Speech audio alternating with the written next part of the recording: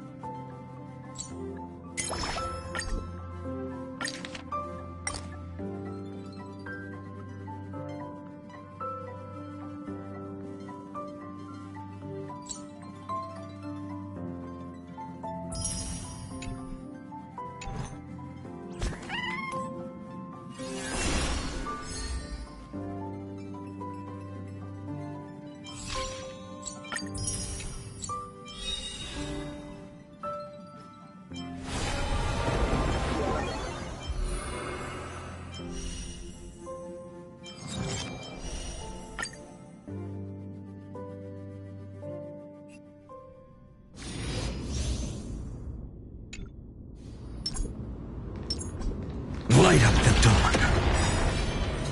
Light up the dawn. Light up the dawn.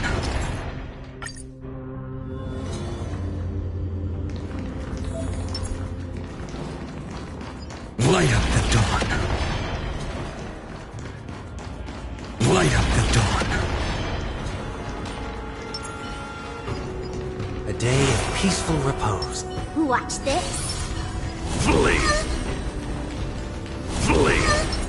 Light up the dawn.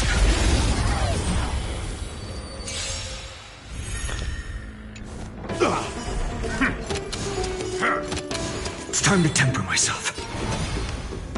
For tomorrow! Heard the call. Serenity is before me. This mortal form will watch over you and guide you on your path. Existence is of no consequence. The future will come! I'm gonna hold everyone back again! Scream! I can't thank you Let's enough. play hide it. Can you find the answer? Fiends or devils? I'll crush them all! Coffins consume me. Hail the new dawn!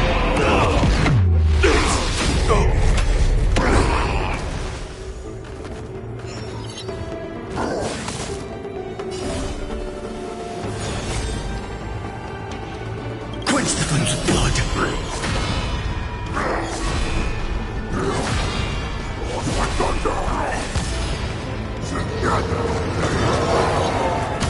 Her agony!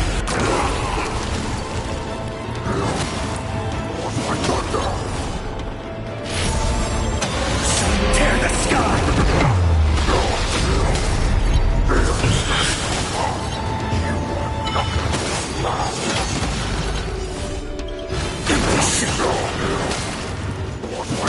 I'll never yield to so without substance.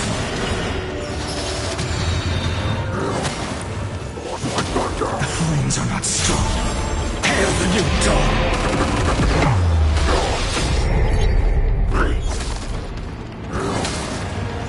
Is that all? I'll never yield to fate.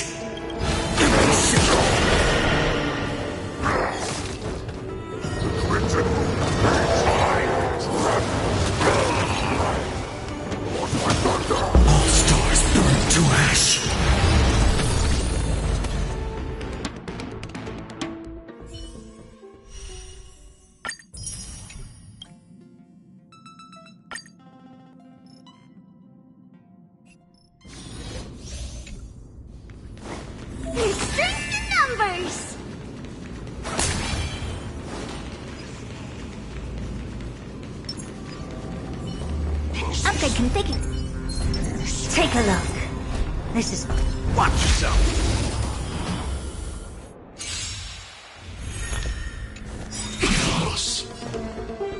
Open sesame.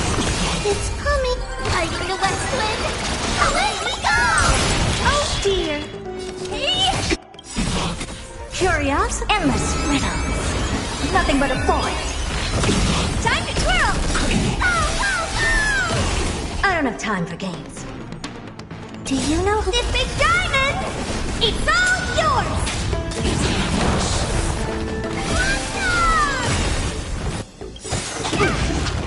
It's hiding the west wind. Away we go!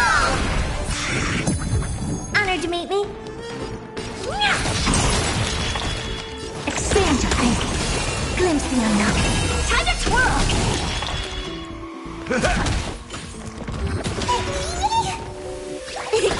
Time to twirl! This big diamond! It's all yours! Curiosity, endless riddles. Nothing but a void. Open sesame. Watch it crumble.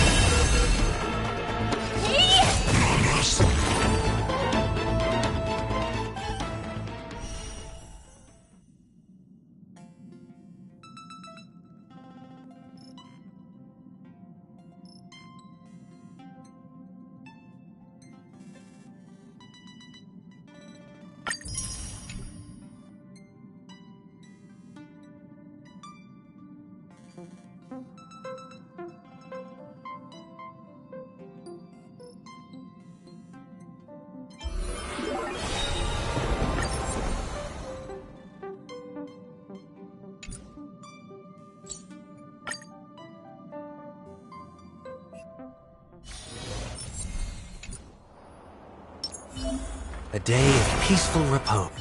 There's strength in numbers! I don't wait for it. I taste malice in the air.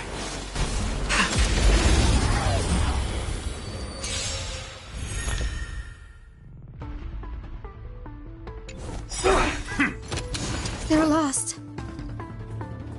It's coming! Hiding the west wind! Away we go! Have some sunshine! Can't Lay thank you this. enough. Dispel the gloom! Restore the skies! I can't thank you. Stand down. Blade of moonlight. I'll overcome the thorns. Serenity is before me. This mortal will watch over you and guide you on your path. All will be revealed in lunar flame. Blade fodder.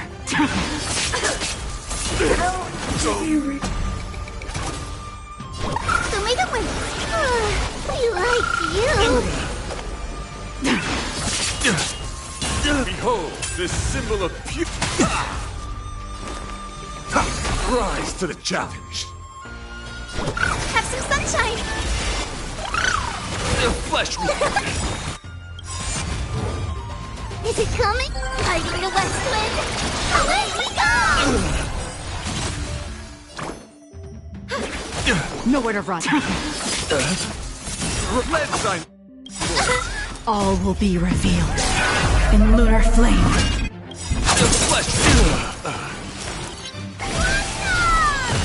Lay this.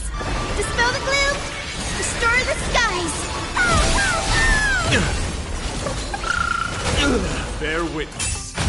To Heard honor the call. Torment and doubt, farewell. Rise to the challenge. Future is bright. So make it win.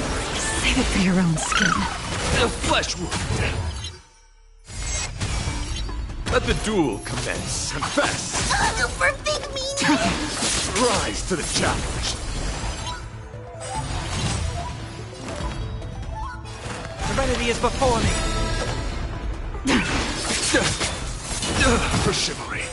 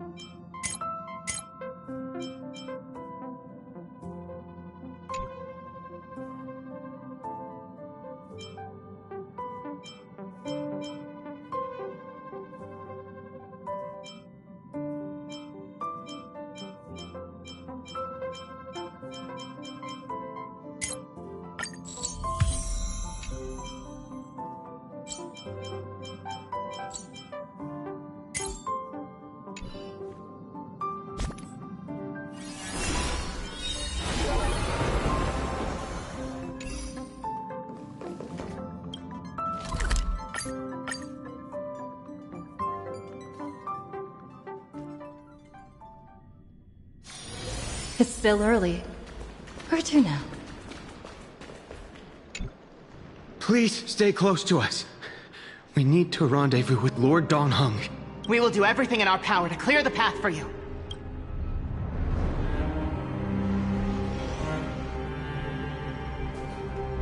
There he is! Lord Dong Heng! Quick, we must assist him!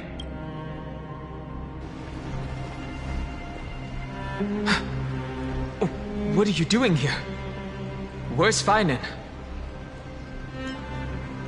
We are under Lord Feinen's orders to escort both of you. Leave this to me and the Holy City Guards! Wait, Namazani. That black-clad sword... At some point earlier, they suddenly froze in place, not moving at all, like some kind of omen. No! Don't get too close. That thing's black flames are burning hot. I don't know what's happening, but leaving is the best option. I don't know which demigod graced us with this miracle. Please, come with us. Feinen, is he going to be all right? Believe in his resolve to save Akuma.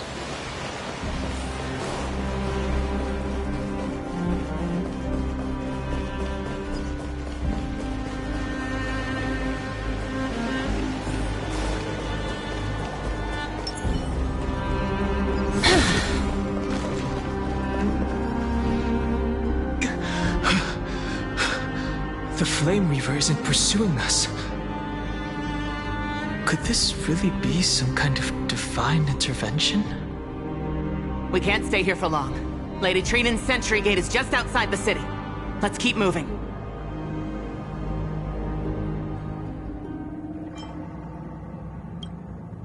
Our experience in Amphorius has far exceeded expectations. If our goal was just to replenish fuel, then mission accomplished. But for now, let's get back in contact with the Express and plan our next move. That's... On that note, I have a proposal. Who's there? I hope to convey a message to the two nameless. Mr. Screwlum? Who are you? Stand down. I order you to maintain a distance of 10 paces. It's okay, guard. This one is not our enemy. It has been a while, nameless of the Astral Express. I'm glad I arrived in time to stop that black-clad one from harming you further. So it was you.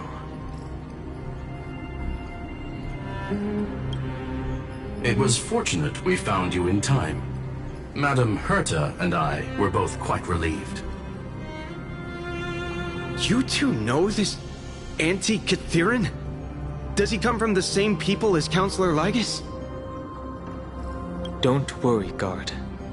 This gentleman is an ally of the Trailblaze. Would you mind giving us a moment to speak in private? Of course. We'll wait nearby. Please, stay safe. I fully understand your situation. For now, the only thing I can do is temporarily freeze that black-clad one in place. Time is limited, so I'll keep this brief. The place where you stand, Amphorius, is a world constructed from data and memoria, an experimental field of a certain eon.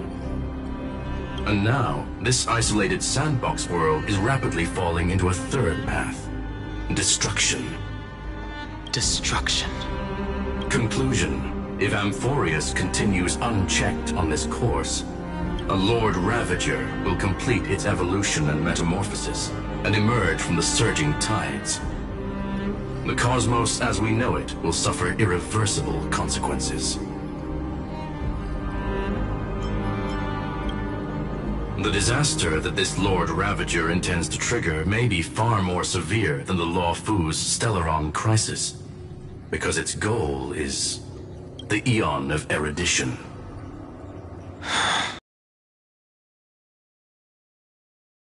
Inferences involved, I have a request to make. For one of you nameless to stay behind on Amphorius, acting as an informant, in order to prevent the wrath of destruction from ravaging the cosmos. This world is enveloped in a firewall that defies explanation, and the flow of time here is also different from reality. Madame Herta and I can only tear open a gap and project images inside. However, the accidental crash landing of the express car notwithstanding, both of you were able to successfully land here. There must be some principle behind this we have yet to fully grasp. It will take time to uncover the reason. Before then, if one of the Nameless is willing to stay and witness the fate of this world, or to push it along when necessary, it would be of great assistance.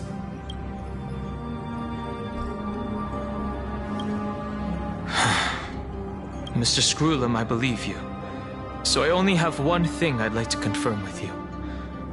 As Amphorius is already facing its end, how can we guarantee the safety of the person who stays behind? Look at this, if you would. This curio is called a chronocognitive anchor. The two of you may view it as a kind of space anchor in the world of erudition. As long as you carry it with you, your individual data structure will be protected and will remain unaffected by the influence of digital tsunamis. When required, it can also serve as a bridge for communications between the internal and external world. Of course, it is not curio with unlimited uses. May only be held by one person. The connection being interfered with. Decide quickly as possible. 2 final messages. 1, the Intellitron, named Ligus, possibly the primary culprit behind everything. 2, Herta, discovered a clue. Miss March has already been drawn into Amphorius.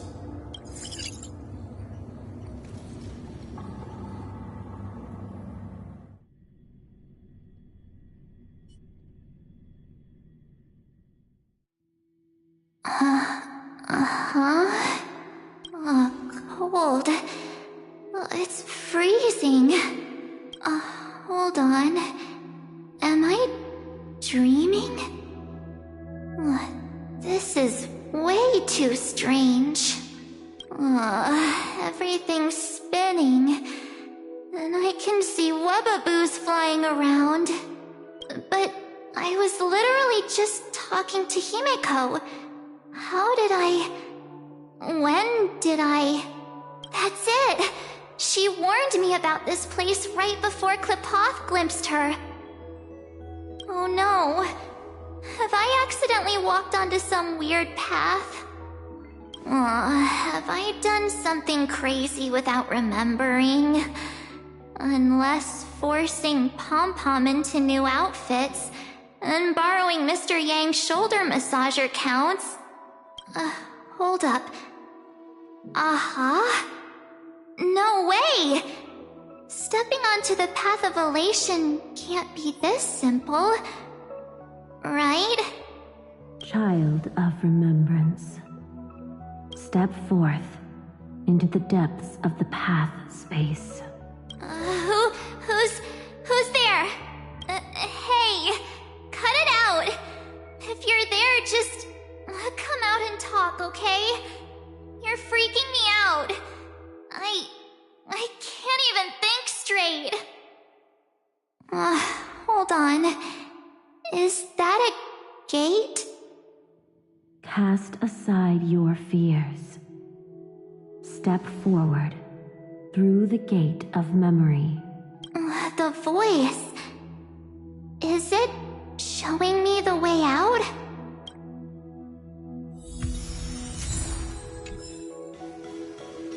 No, don't fall for it. They're lying to you. Turn back now. Another voice? Who now?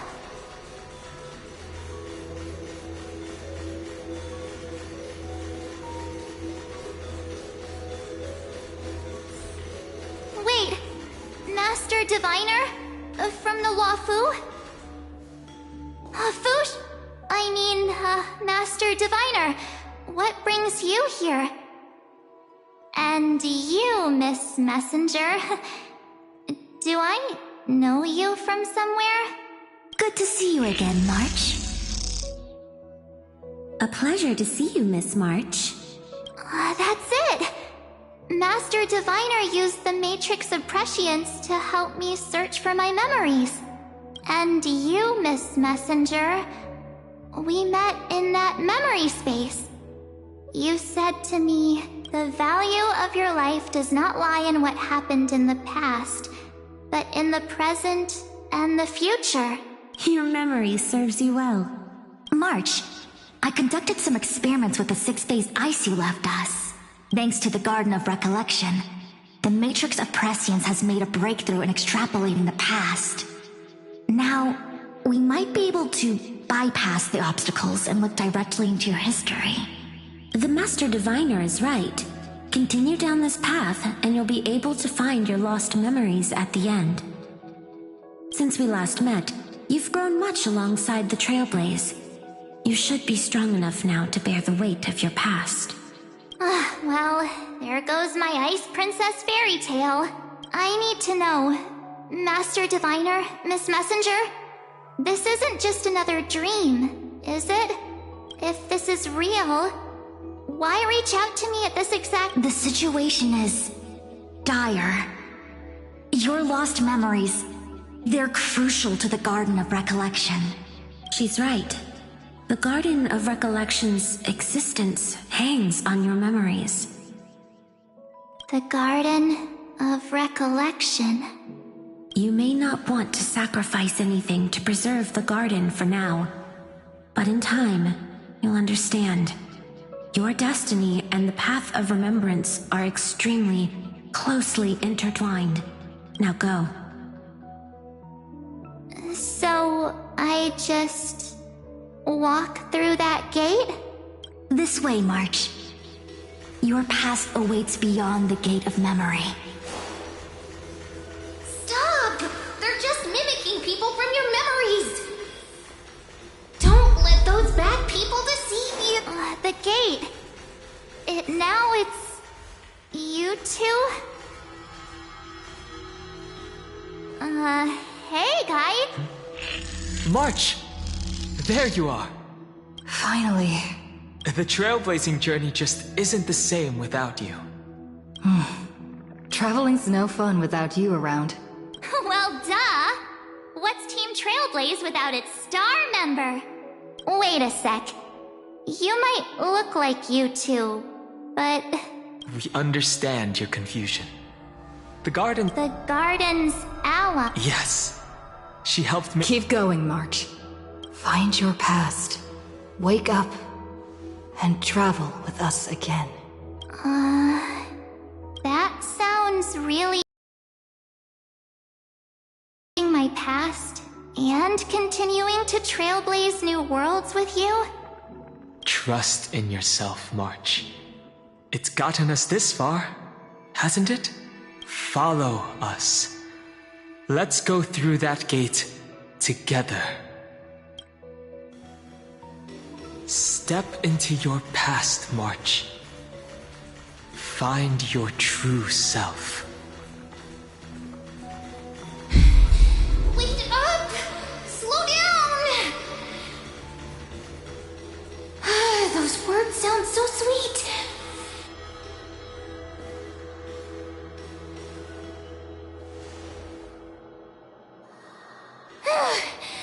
At last, I finally caught up.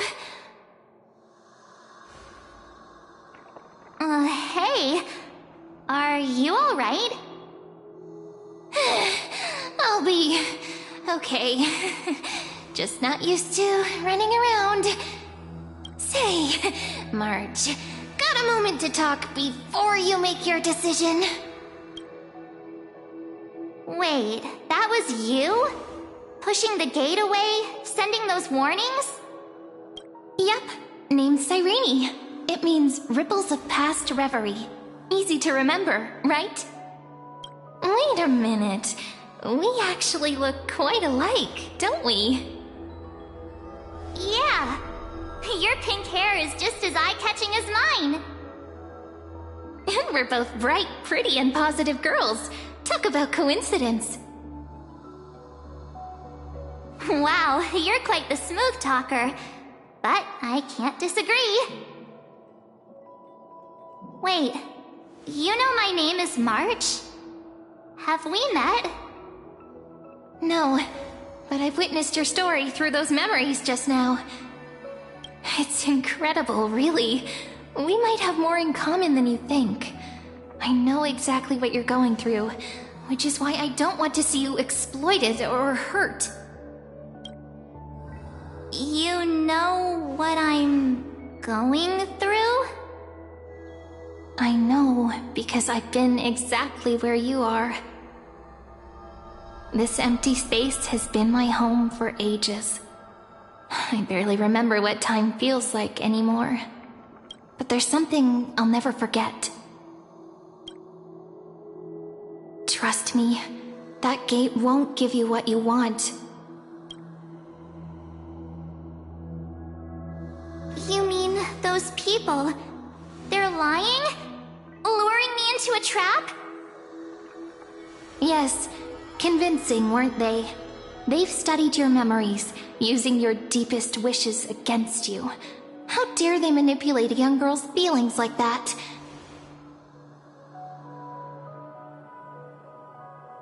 If you go through that door, the worst-case scenario is you'll become their pawn, losing control over your own fate forever. You've seen what's on the other side? I may be stuck here with missing memories like you, but I still recall fragments of my homeland where I grew up. That door leads to Amphorius. Trust me, it's anything but welcoming. For ages, I've watched people walk through that door. They couldn't see or hear my calls. The voices beyond always promised safety, but I've never seen anyone return safely. So I had to try and stop you. To be honest, I'm not sure what to believe. But the fact that you're here, putting in all this effort to warn me, that means something. Tell me, Cyrene, how can I return to my world? It's really easy, actually. Just turn around and walk away from this place. The girl cannot be trusted. Through the door, save the garden.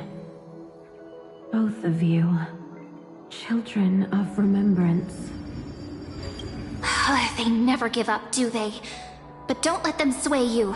Stick to your path. The return journey could take ages, longer than most lives. But that path will lead you home.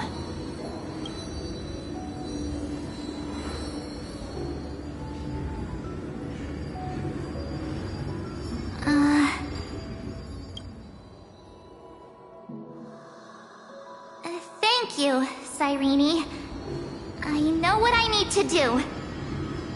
I'm going through that gate. Into Amphorius. Wait, what? Don't worry. I believe you. It's just that, for me, the only place I can call home is right beside my friends. Two of my closest friends are already on their way to Amphorius. They may seem capable, but only I know. They're absolute disasters waiting to happen. They won't last 5 minutes in a new world without me.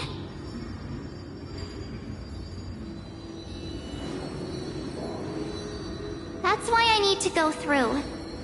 Amphorius or not. When the three of us are together, there's nothing we can't handle. We'll explore, understand, establish, and connect. After that, we'll find our way home together. I see.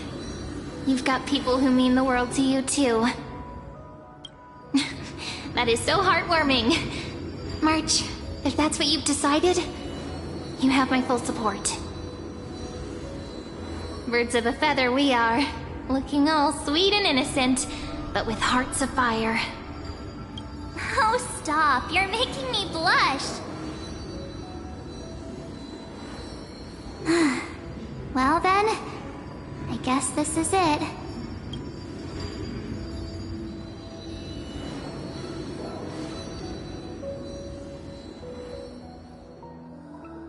Do you think we'll see each other again?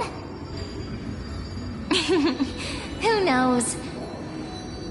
But don't worry about me. After all this time here, I've grown quite used to chatting with my imaginary friends. Since Amphorius is your homeland, if there's a way to help you, my companions and I will do everything we can. Then I'll look forward to that day.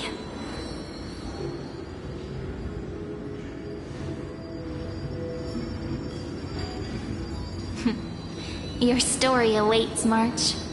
Make it an epic one.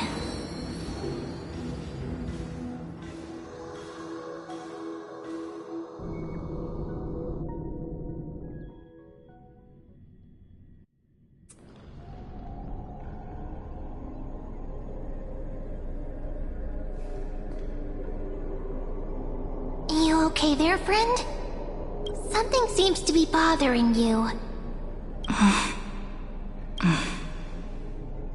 Even this place has changed. Finan. Is he ready for Aranova?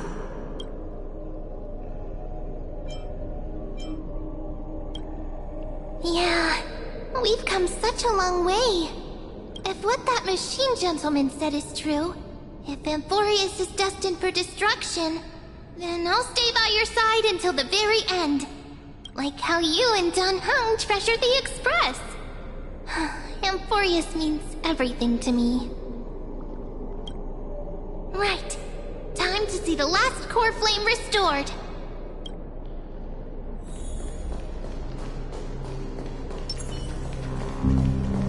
Look, there's Finan! And wait. Lygus. Remember, Skrulum's warning.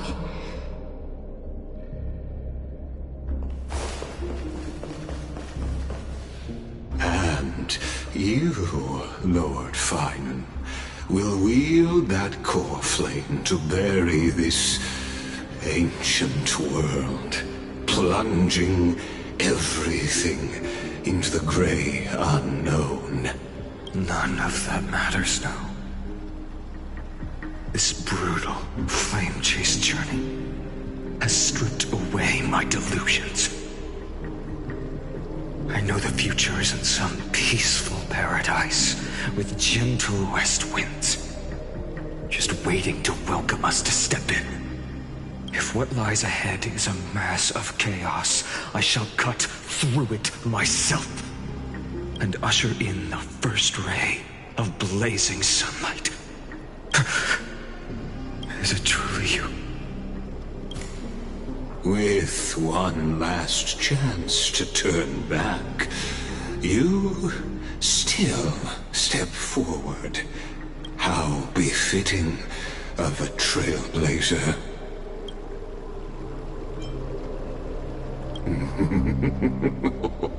You misunderstand. As our world nears its end, the ones who walk the infinite paths have embraced their destiny.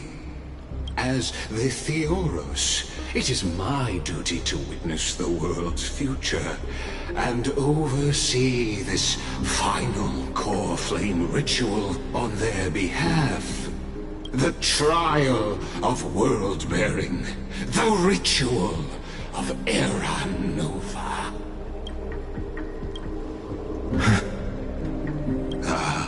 I see. So you met my kindred spirit before I could erase his traces. Partner, what are you saying?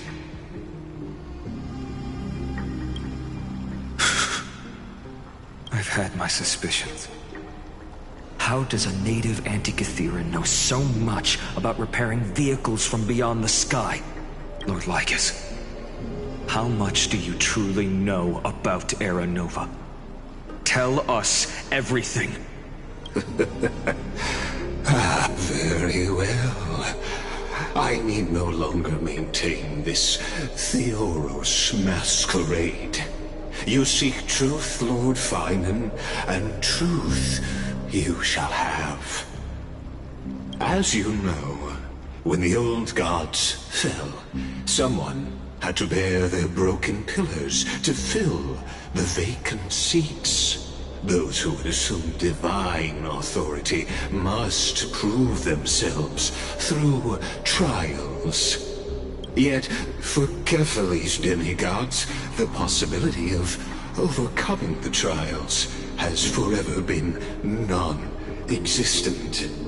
For the world-bearing trial is the divine duty itself. Bringing forth the Era Nova and bearing its weight is an endless ordeal, ceasing only upon collapse. Precisely.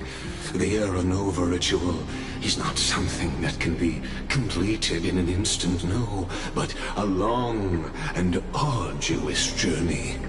While the sacrificial journeys of other demigods conclude in this world, Kefali must shoulder the gods' core flames, bear the memories of all worlds, and stand unwavering until the next world, when the black tide consumes the bearer and all that they carry, leaving nothing behind. Unless their core flame finds a new bearer. The holy flame that illuminates all worlds rests in your hands. All that remains is one choice. Nurture it, pass it on to future generations, or extinguish it here and now. Deliverer, the fate of all worlds rests in your hands. Enough testing. I've made my decision. But before I ignite the dawn of the next world, you need to promise me something. Two things, actually.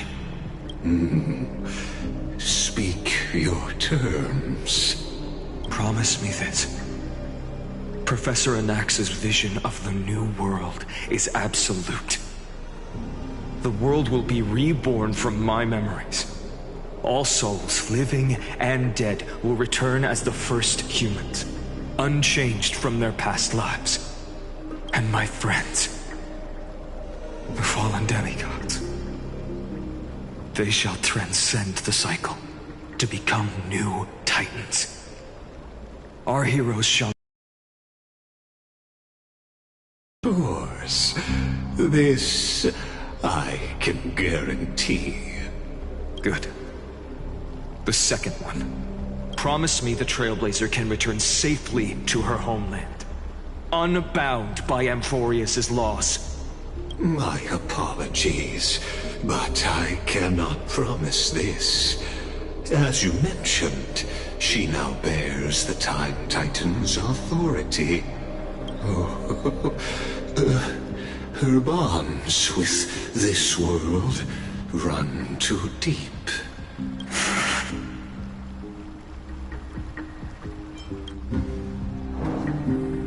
Well, I stand corrected.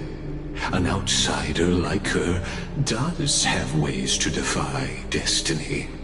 Thank you, my friend, for everything you've done for this world. Though the next world may not remember, I shall never forget. As the Theoros, I declare, Amphorius has determined her path. Step forward, heroes. Follow her path and see it through.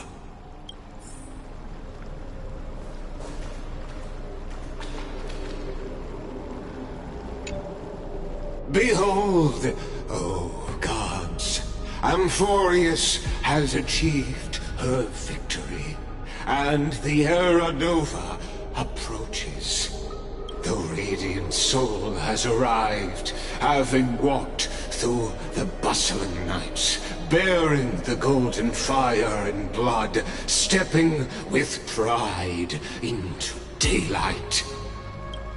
He is the pure child, walking upon the path of yesterday, today, and tomorrow.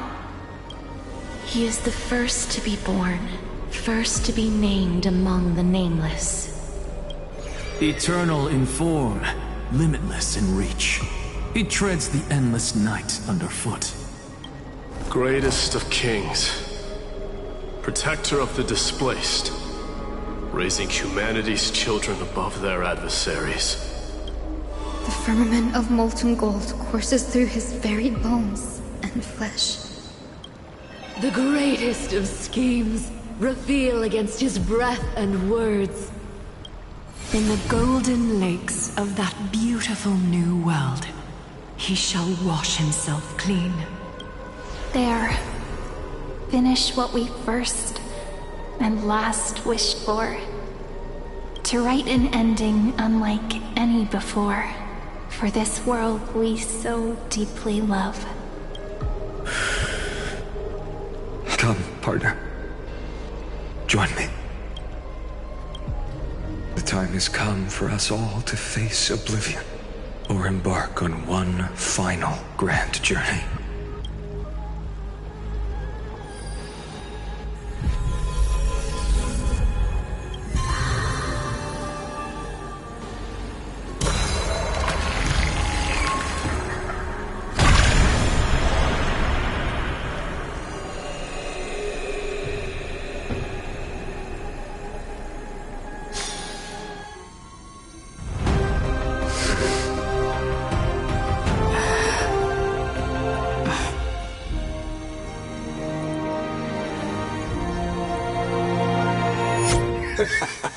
What a magnificent and epic adventure. The hero's journey reaches its end, and the truth behind the Era Nova is about to be revealed. Is that truly the case? Here, as the Theoros, allow me to humbly request that you find a moment to listen to what I have witnessed.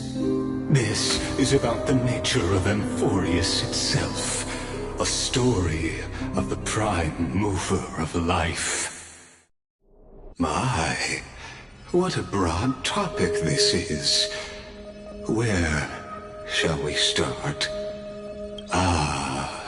Got it. Let's start at the very beginning. The Big Bang. The birth of particles. The emergence of all things. Just kidding. What I mean to say is that time, space, matter, all concepts exist solely because we perceive them. This is called the erudition. Without it, the universe would merely be a chaotic book written by chance, yet unread by anyone. As your acquaintance, Lord Anaxagoras, suggested, everything in Amphorius exists through new spores, living in the memories of those yet to come. Oh, how beautifully it aligns, revealing universal truths in such simple terms. Only he could solve the riddle of what exactly are we? Oh, but you'll remember, even as the embodiment of reason, one mystery remained beyond his grasp. If that is the case, whose memories did the very first new spore sprout from? As sages across ages have asked the gods. What is the prime mover of life? But let's set aside the Grove's teachings for now. Look further, past Amphorius, to what they... During that grand yet brutal war, waged in the name of erudition, a genius's legacy was abandoned, strewn across the cosmos. The scepters, a macrocosmic computational array beyond mortal comprehension. Made to emulate the Aeon's thoughts, it became part of the Aeon's cognition at birth. Scattered throughout the cosmos, these arrays act as celestial body neurons for Nous. But regrettably, as everyone knows, the erudition forsook them all. But what nobody knows is that, though forgotten, they never stopped seeking the divine answer. A question that survived war and disaster, stumping even the greatest minds, including both mechanical emperors. Now, we come to the real truth of Amphorius. What if, hypothetically, a scepter found the answer to the prime mover of life? If, through endless solitary extrapolations in the cosmic cold, the one deemed as a failure by the Aeon of erudition found proof through the ages, what would happen? Perhaps the answer is simpler than you'd think. From a perishing neuron devolved into true life, reborn through the gaze of another Aeon. This is a tale from the distant past, unknown to all, even unheard by the greatest geniuses. Now, let's leave the Scepter's story here, returning to where we began. What is the prime mover of life? Actually, you know the answer better than you realize. It's been by your side, accompanying you throughout this long journey. Right now, it awaits you ahead, in that brave new world, beyond the end of Genesis.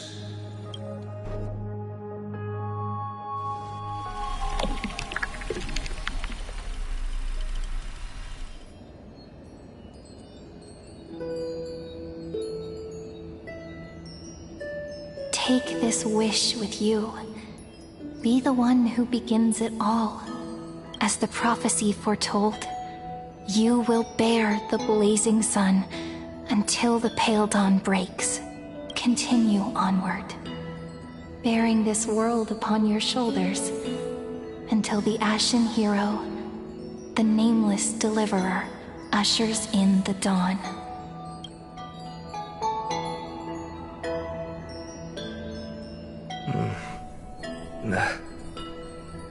Such an odd dream.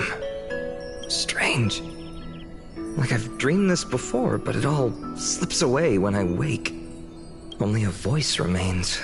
Who was that?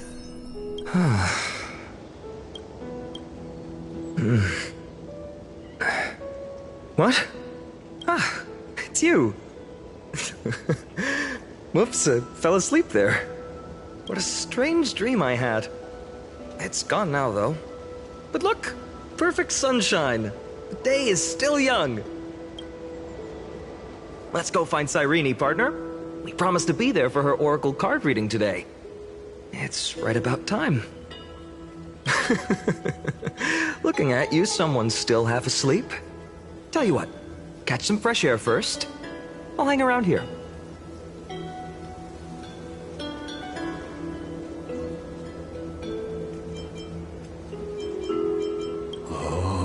Beautiful, isn't it? This is ID Celestii, home of the nameless hero who carried Kephales's core flame. When he was young and innocent, he had heroic dreams, imagining his wooden sword was forged of iron. Pretending the straw dummy propped up by a wooden pole was a giant with a single blood vessel running from spine to heel. Dreaming of slaying the giant and becoming a hero to save the world. Though to his young mind, the world was just this small village.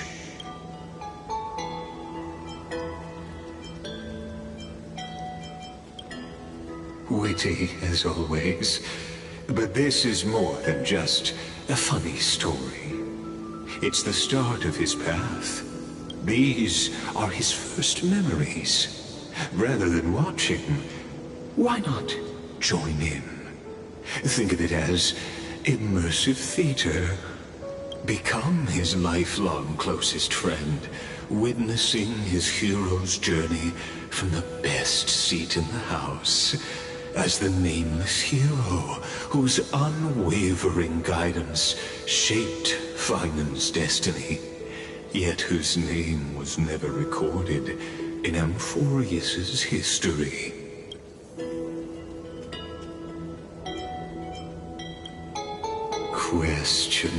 Questions. Let's follow along and find out, shall we?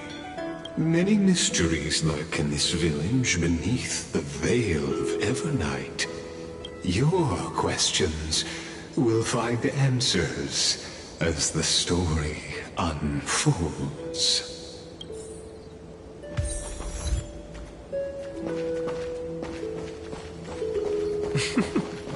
All awake now? Great. Finan! Show me how to use a sword like you do! Hey, Finan! Where are you headed? No Cyrene today? That's exactly where I'm going.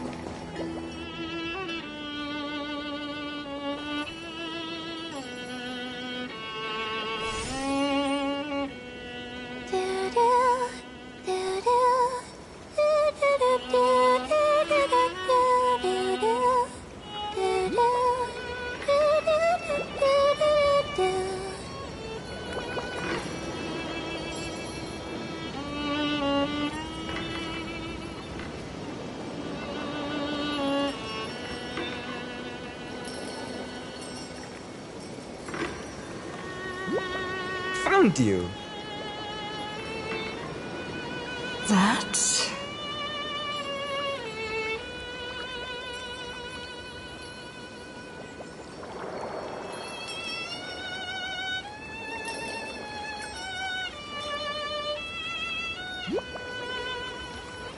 Goodness! Look at you rushing about! You've got the poor swing all startled. Huh?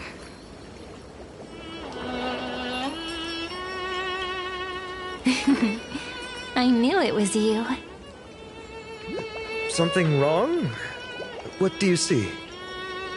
Oh, nothing much. Just suddenly felt a strange connection.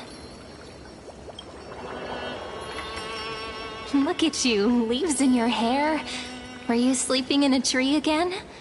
Or was it the wheat fields this time? At least brush yourself off before wandering around. Come on, I'm not a kid anymore. You're the only one who still treats me like one. Sure. You may have the height advantage, but when it comes to maturity, I'm leagues ahead of you. Still fantasizing about being in heroic adventures and imagining yourself as one of the characters? That's the kind of thing kids do, not grown-ups. Don't you agree? And since you're playing along with his antics, who are you pretending to be today?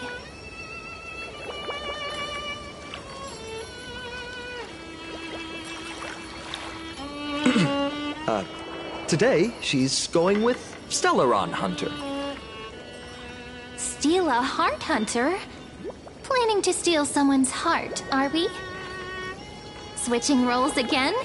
What happened to being the valiant hero from a distant shore who made that solemn pact to learn the sword? Spare me. Can we not bring this up? Speaking of which, what about those oracle cards? We haven't done divination in forever. Why the sudden interest?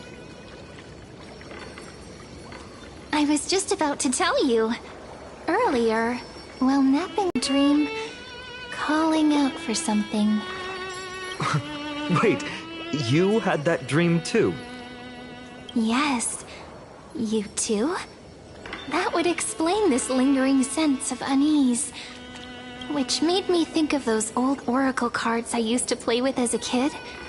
Though the Orynyx prophecies were always hit or miss. If you just redo it when you don't like the result, what's the point of divination? The blessing of childhood. Believing the gods might not notice our little corner of Ide Silicii, willing to let our small deceits slide. Still, fate is absolute. After all, we never really know just how far into the future the prophecy extends. Anyway, let's go to our old secret base and look for those oracle cards. Now, where did we hide those? I can think of a few spots. Let's go check it out. In a village this size, I bet all our childhood treasures are exactly where we hid them. Mm-hmm. Time must be keeping them safe for us.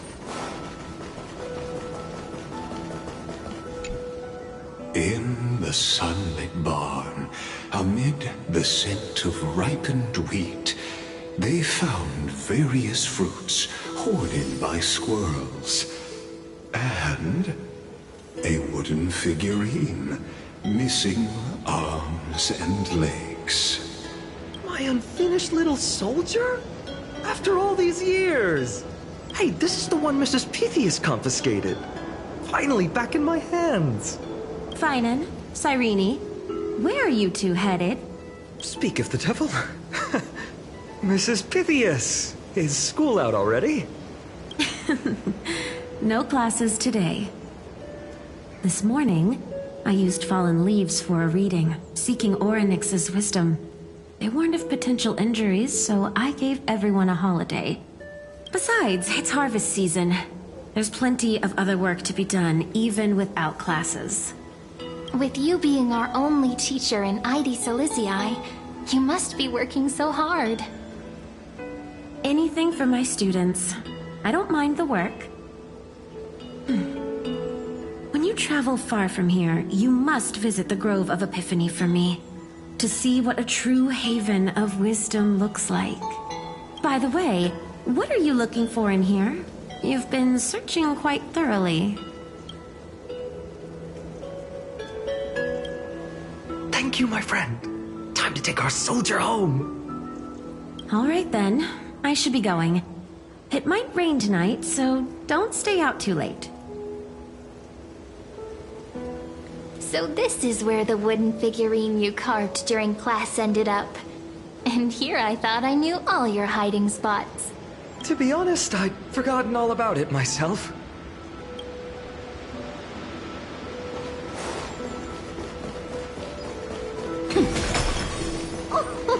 Slow down, kids. You'll trip. Thank you. We'll be careful.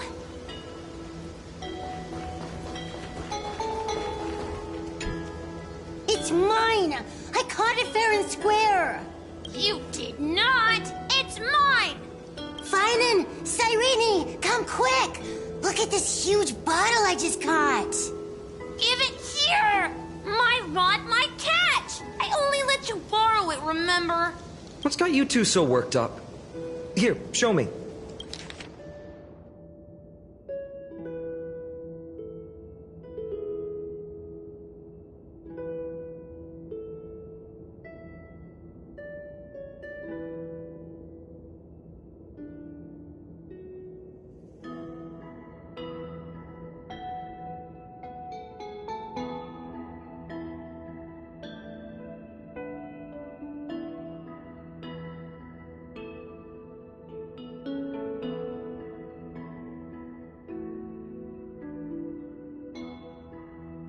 Wait a second. This is my old wish-in-a bottle. How did it end up here? Ooh, I wanna see what a little find and wish for. Not happening. This stays sealed. Kiso, Livia, dinner's ready. Oh, coming, Mom. Finally, I'm starving. See you later. You know what's funny? I really thought tossing that bottle into the sea would carry our wishes beyond Aedi Silicii. Maybe even bring something back to us. Never thought the waves would end up pushing it back ashore.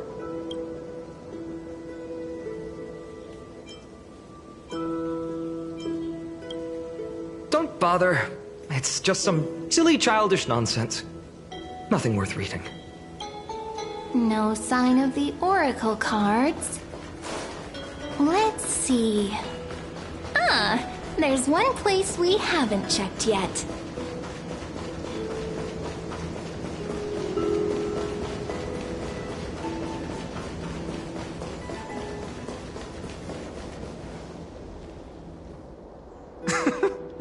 Well, those were the days. We'd always meet either by that statue in the village or right here. Right? And I remember you never used the front door when you wanted me to come play. You always climbed over the wall. You were such mischief makers. Just like a certain someone who has a habit of showing up unexpectedly. Right.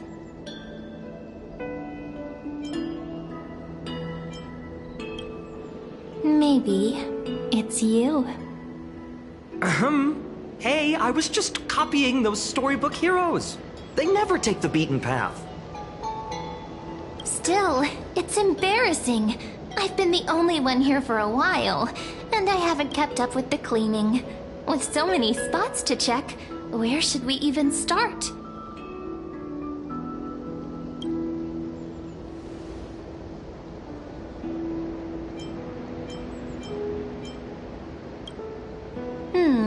A cellar. I think I remember one. It was deep. So very deep. Well, if we're talking Wonderland stuff, it's not that different from my hero stories. All right, let's split up. I'll handle the yard. You check the upper floor. I wonder what the view's like from up there. I wonder how worth checking out? With milk would taste.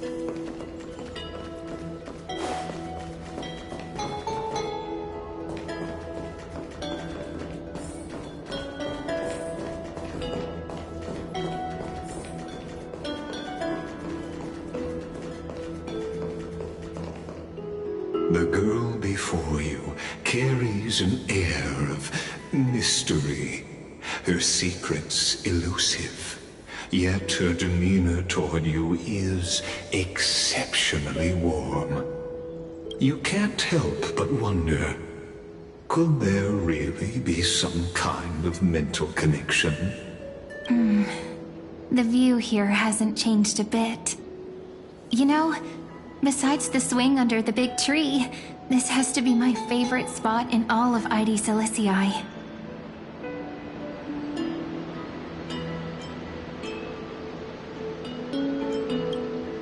Hey, what are you doing? Please be careful. I'm just a small-time diviner. I can't turn back time if something happens. I always said I'd become the next priest of time, just because I heard prophecies as a child. But here's the thing. The more divinations I do, the more doubt creeps in.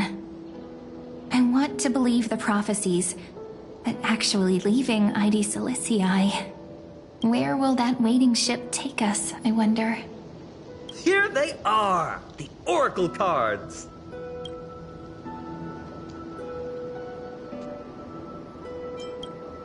I've captured it all in my heart. This view, and most precious of all, my childhood friends. There we go. Looks like the gods do listen to our thoughts. Here it is! This is the box where we kept the cards. But the cards are gone. Who could have taken them? Huh? What's this underneath?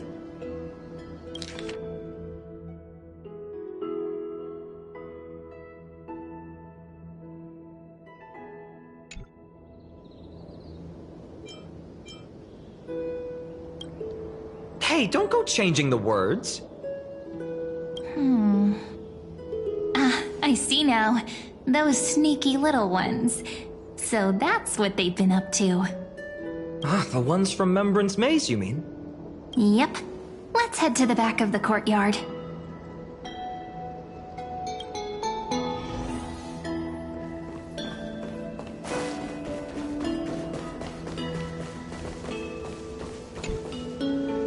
The entrance should be around here somewhere. Right here. The path to the maze is hidden under all these weeds. It's been too long since we visited the fairies.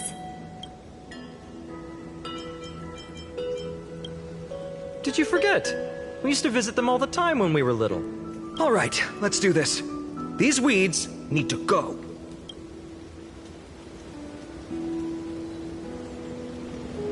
Pretty sure this is it? Should be this way. There it is! The entrance! That hollow in the tree. Once you get through the tight squeeze in the hollow, you'll reach their dwelling, the Remembrance Maze. I wonder if I can still squeeze through there. Maybe worry more about whether the fairies will let you in. After all, the Remembrance Maze has an invitation-only rule. Only children with pure hearts are welcomed.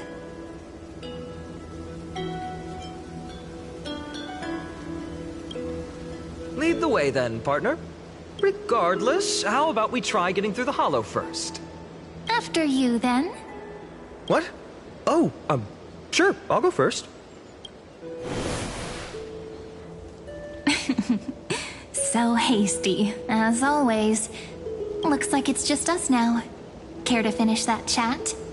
To be honest, from the moment I saw the cute note left by the fairies, my intuition became even more certain. Perhaps when we step into the maze again after all these years, the wheels of fate will finally start turning. Oh, just a girl's intuition. But you know what? Even if fate is set on its path, no matter where it steers the world, if we're together, there's nothing to worry about, right? So, if you're willing, forget it. If the wheels do begin to turn, that's when I'll make my request.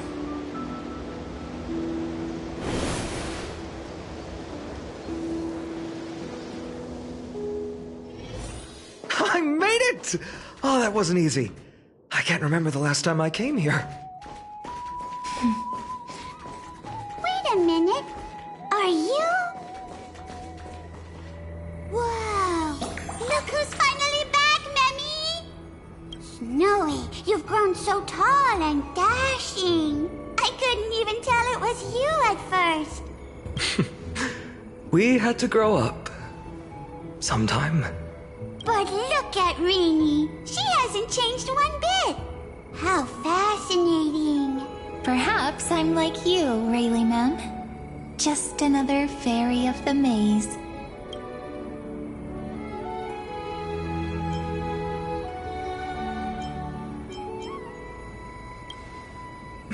Dye? Rayleigh Mem's always been this lovely shade of lavender. Doly Mem, Rayleigh Mem, Mealy Mem, Folly Mem. I've missed these cute little troublemakers. We used to gather around the fire, singing and dancing, imagining all our future journeys. Without coming back here, those memories might have faded away entirely. Oh, how good you, Snowy.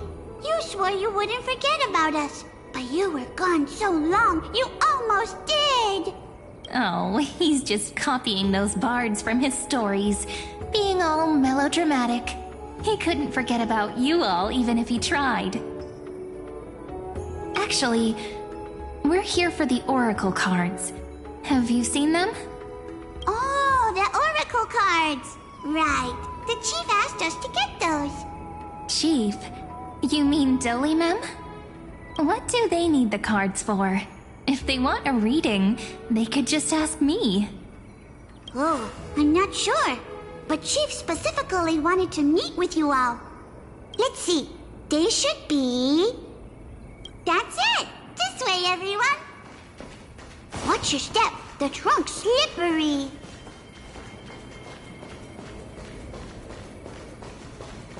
Chief! Reenie and Snowy have returned! Why do leaves and branches grow? Which way does the wind blow? In Membrance Maze depths we seek to find the answers future left behind. Welcome back, my dear children.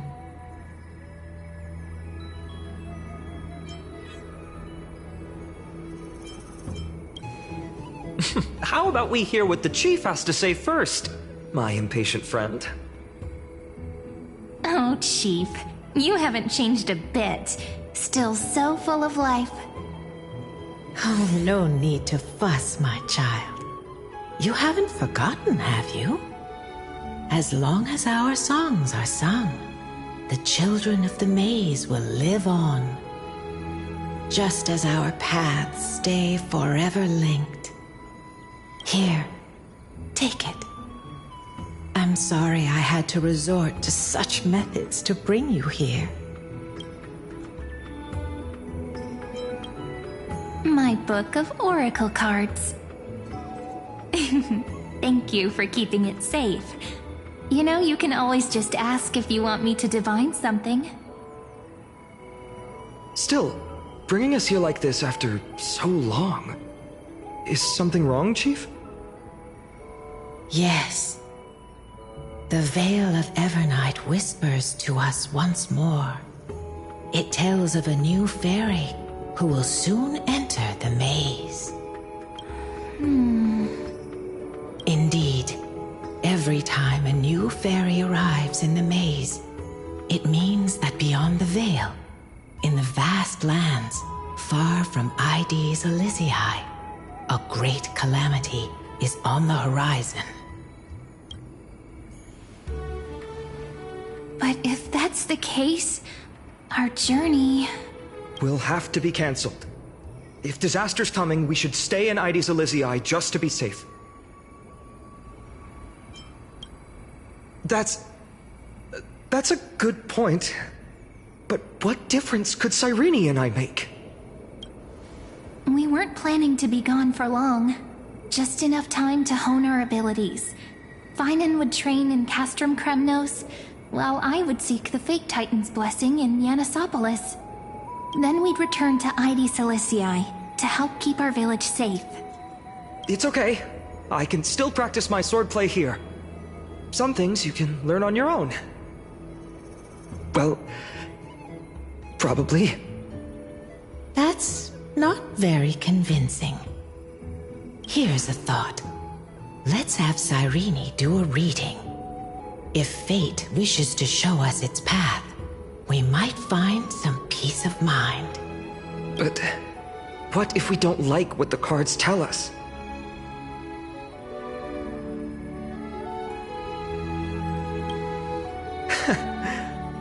Never thought of doing it that way before. Thanks, partner. We'll do it your way. Whatever the cards show, we'll face it together. Ask with a true heart, and truth shall answer in kind. Close your eyes, and let's open the Oracle card book together. Let your thoughts flow like stars drifting on the river, carried by fireflies and gentle winds. Your destinies flowing towards the same future. Now, shall we begin? Oh my! The cards are quite responsive today. Very well. Let's see what future the Oracle cards wish to show us.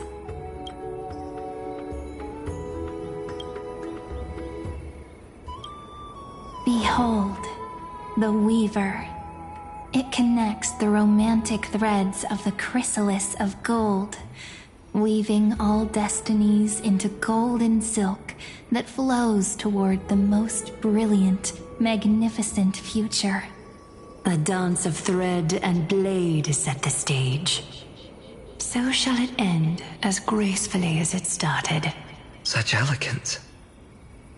The Gold Weaver must be of noble birth. Such high standing. I doubt someone like me could ever reach it.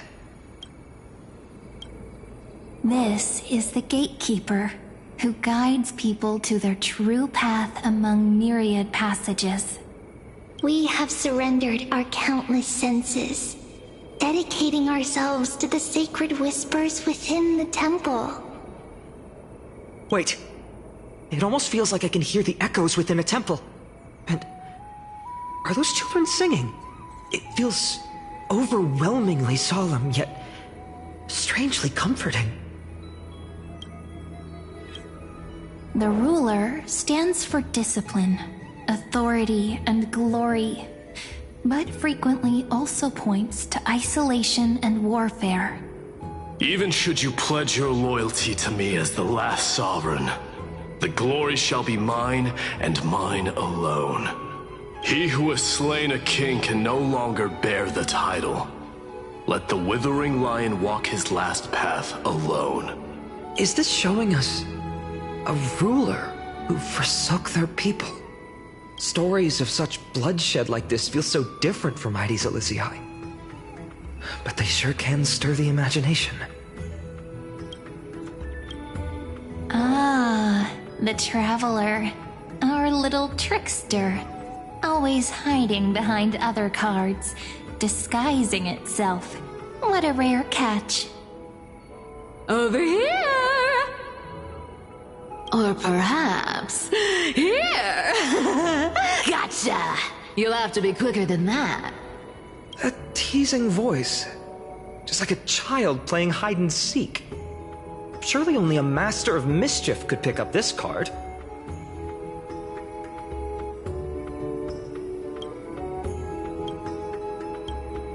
This card, the Servant, is surprisingly light, bearing the cool scent of Antilla flowers, just like starlight. It symbolizes new life and hope, yet often brings to mind struggles, sadness, and loss. These precious flowers I care for with my own hands.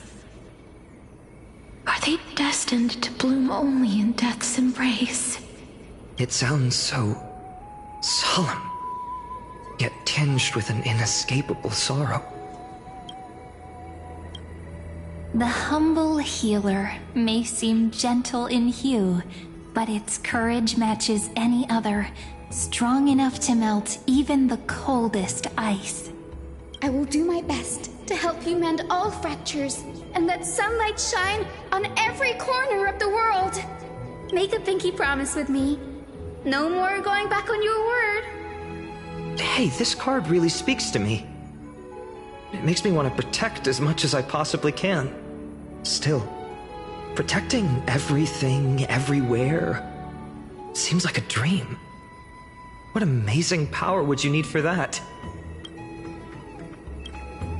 Behold the Scholar, bearer of many names, the Grand Magician, the Great Performer, the Eye of Wisdom, and the Defiler of Circes.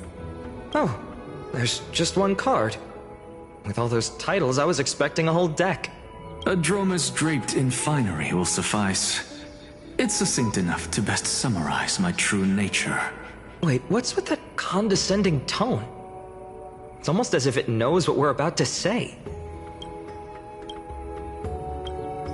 The Deliverer.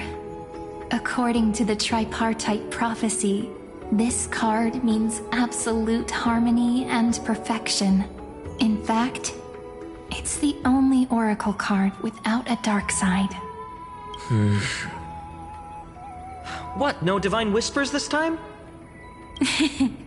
Oh, silly. This is simply the card you drew for yourself.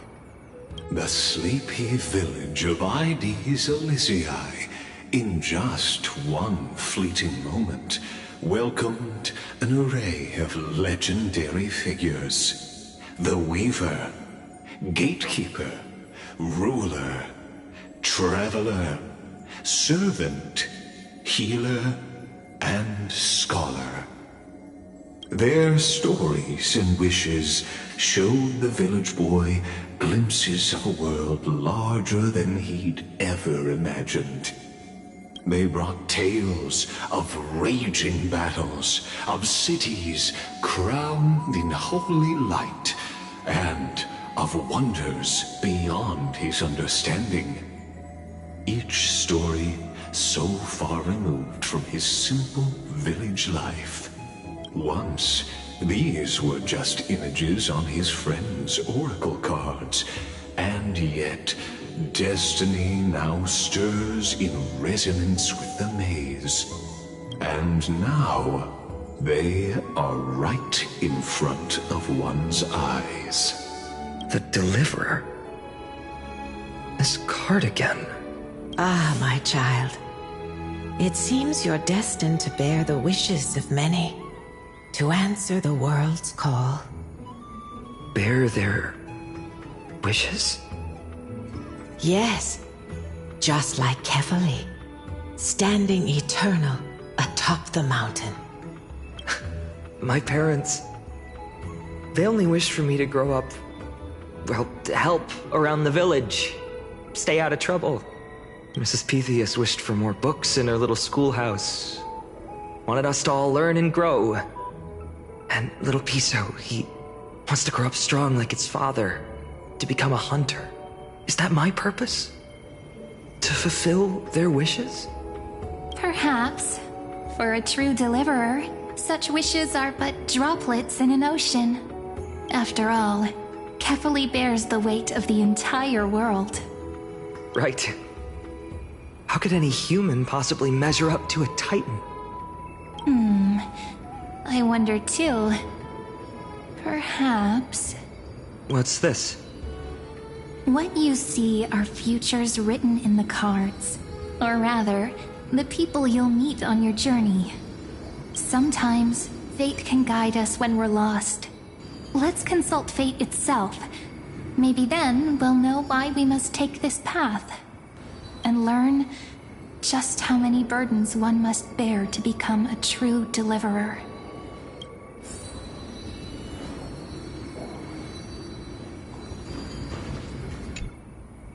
Well, if it isn't our little deliverer, my wish.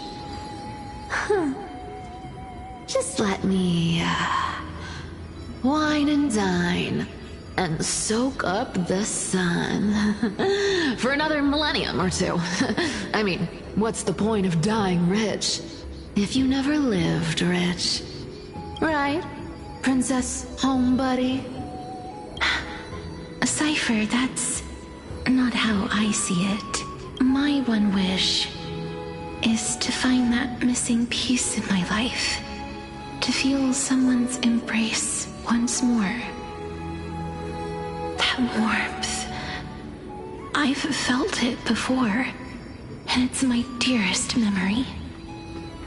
And speaking of riches, for someone with all those treasures behind your divine power, you've led a pretty cheap life. Ouch! Where did that come from? Right for the jugular, huh? What about our friend from the Grove? My wish came true before I touched the sky. I transformed my healing power into gentle sunlight, distributing it equally to every life I cherished and loved. You two are so selfless, aren't you? No surprise Aglaia wanted you for the flame chase journey. You know what? I did have one wild dream. To know what it feels like being born a noble lady, drowning in riches. Just think, if I traded places with that seamstress, me in the mansion, her on the streets. I'd like to see if she'd still become the Gold Weaver then. Maybe I'd even take her place.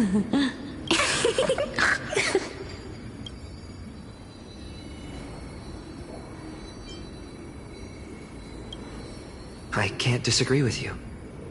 These wishes aren't weights to bear. They're like those candy wrappers the Aedes Elysiae children love, shining even brighter when bathed in sunlight. Warm embrace, equal healing, and perhaps living free. They're all wishing for a kinder world in their own way.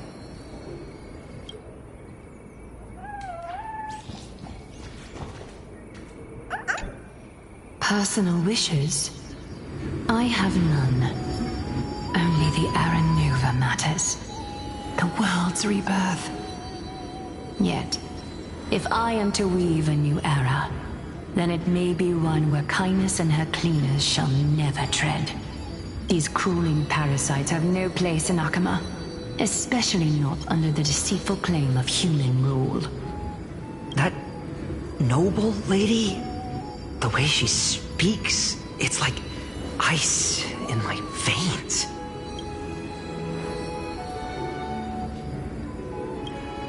Huh. Not exactly the warmth I'd expect from someone selfless. Teacher, perhaps you could share your wishes with us? Oh, Snowy. You want to know about our wishes now? I wish to meet Trian again. In the Sea of Flowers, where the West Wind ends. And Aggie, I want to see you shed that golden thread cocoon around your heart.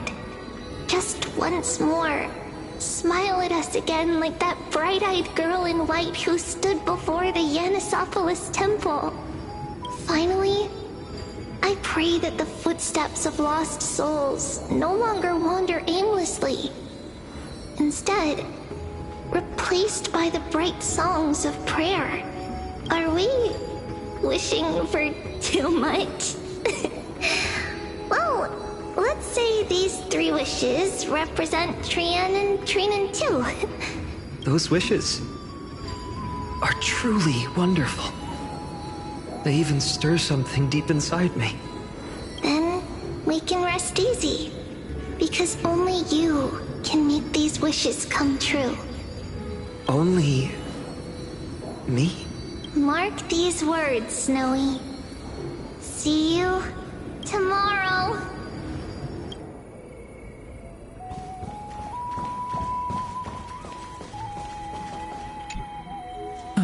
Finan, my student. Must we go over this again? Listen well. I detest the word wish. It reeks of mortals crawling before their gods. My life's work is done. All that remains is for you to take the final step and prove the ultimate truth. I, Anaxagoras, shall become a god of the new world. Through irrefutable logic, I will prove that mortal wisdom can achieve divine greatness. Isn't he, you know, a little... I mean, I just daydream about hero stories, but he's fantasizing about becoming a titan?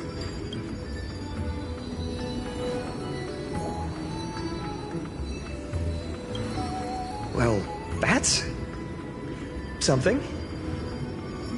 Could I ever be that sure of myself?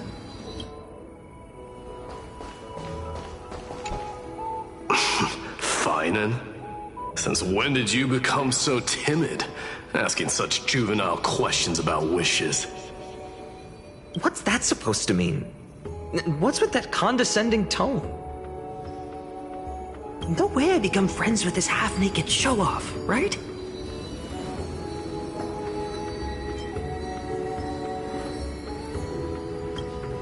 Horrifying. Is that really something I'll enjoy one day? What are you mumbling to yourself now? Whatever.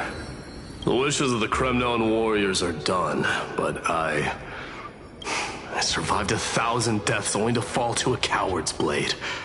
That masked flame reaver who struck from behind. Finan, you look... never mind.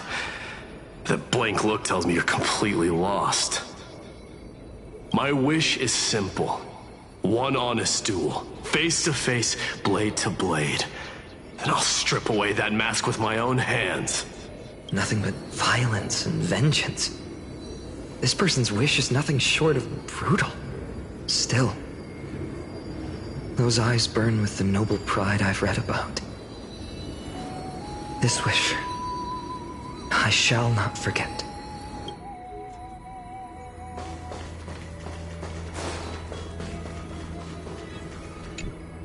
So tell me, has the uncertainty in your heart begun to fade? So many faces in my future. So many wishes. Still, why would fate choose to show us this path? What's weighing on your mind? Didn't you say disaster would strike Amphorius? If so, shouldn't Cyrene and I stay in Aedes Elysiae? How could we possibly meet all these people?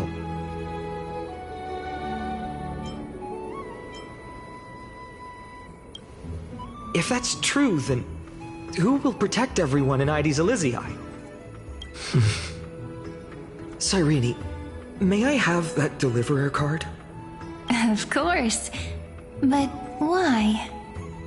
Although those voices, visages, and wishes may seem far away now, I can't ignore the sense that something is calling me, bidding me to take a hold of it. Maybe its true weight can only be known once it's in my grasp.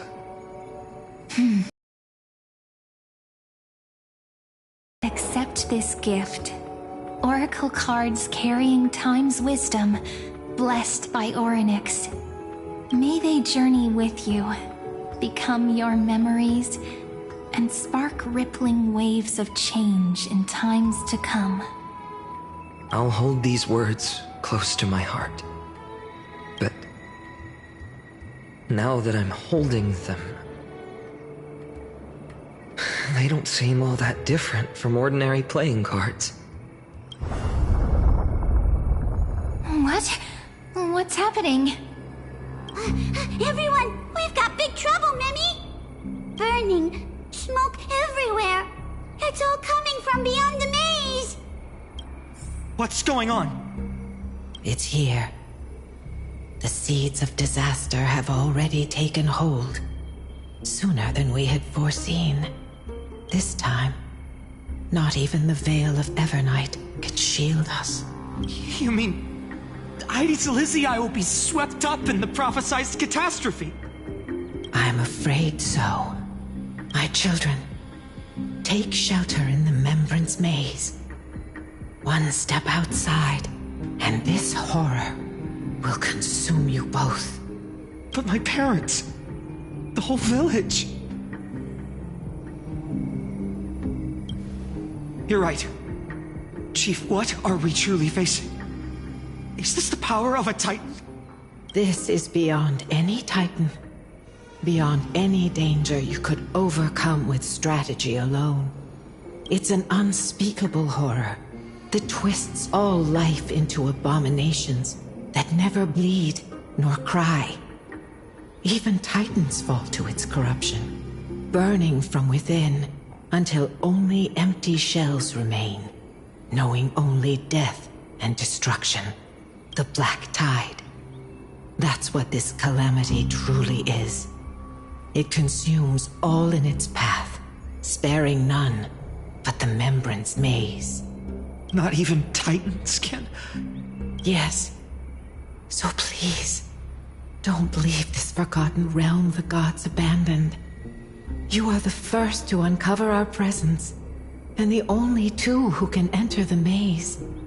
We don't wish for you to throw your lives away. Finan, what path do we take?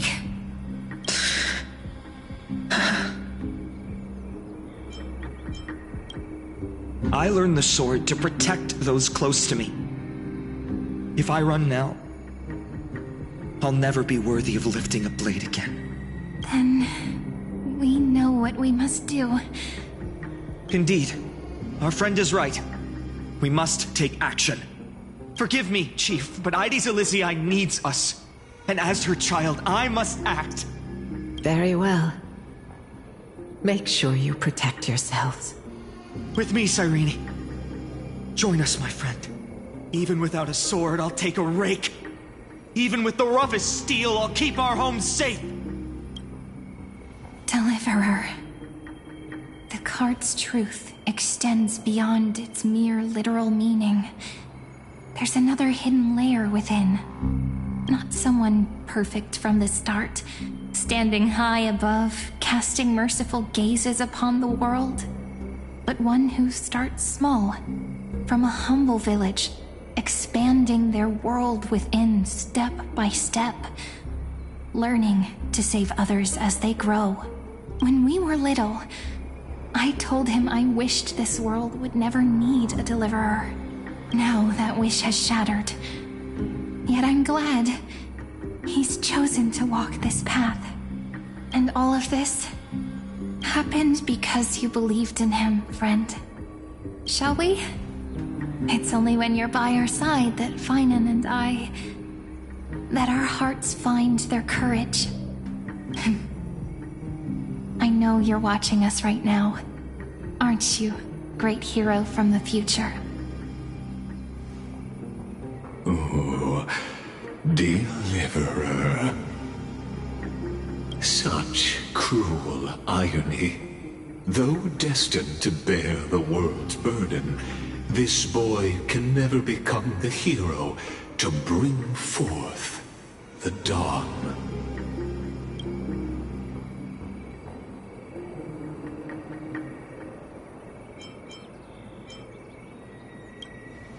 Follow their path.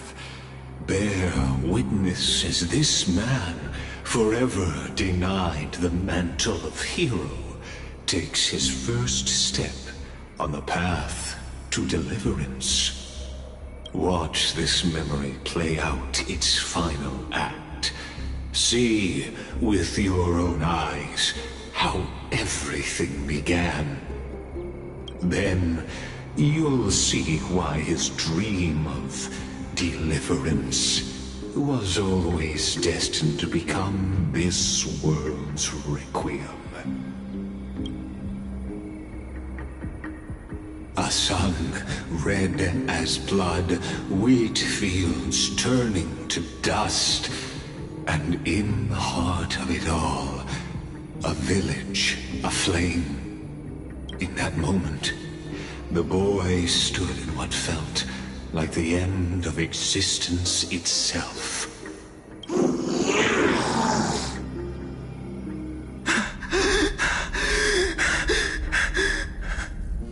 These creatures, they're everywhere. Someone, anyone, where are you? No, it can't be.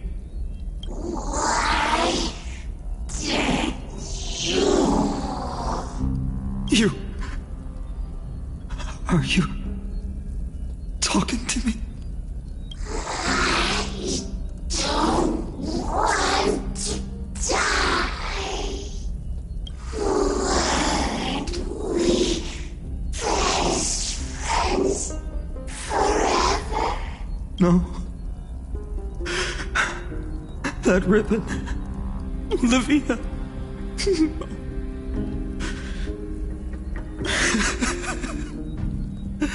I should have known. Save us.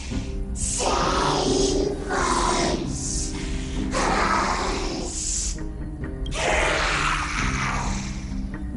Please.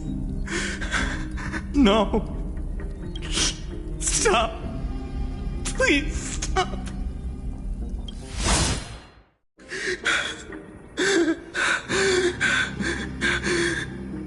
Olivia, I'm so sorry. And these monsters, they're all... Why? Why is this happening?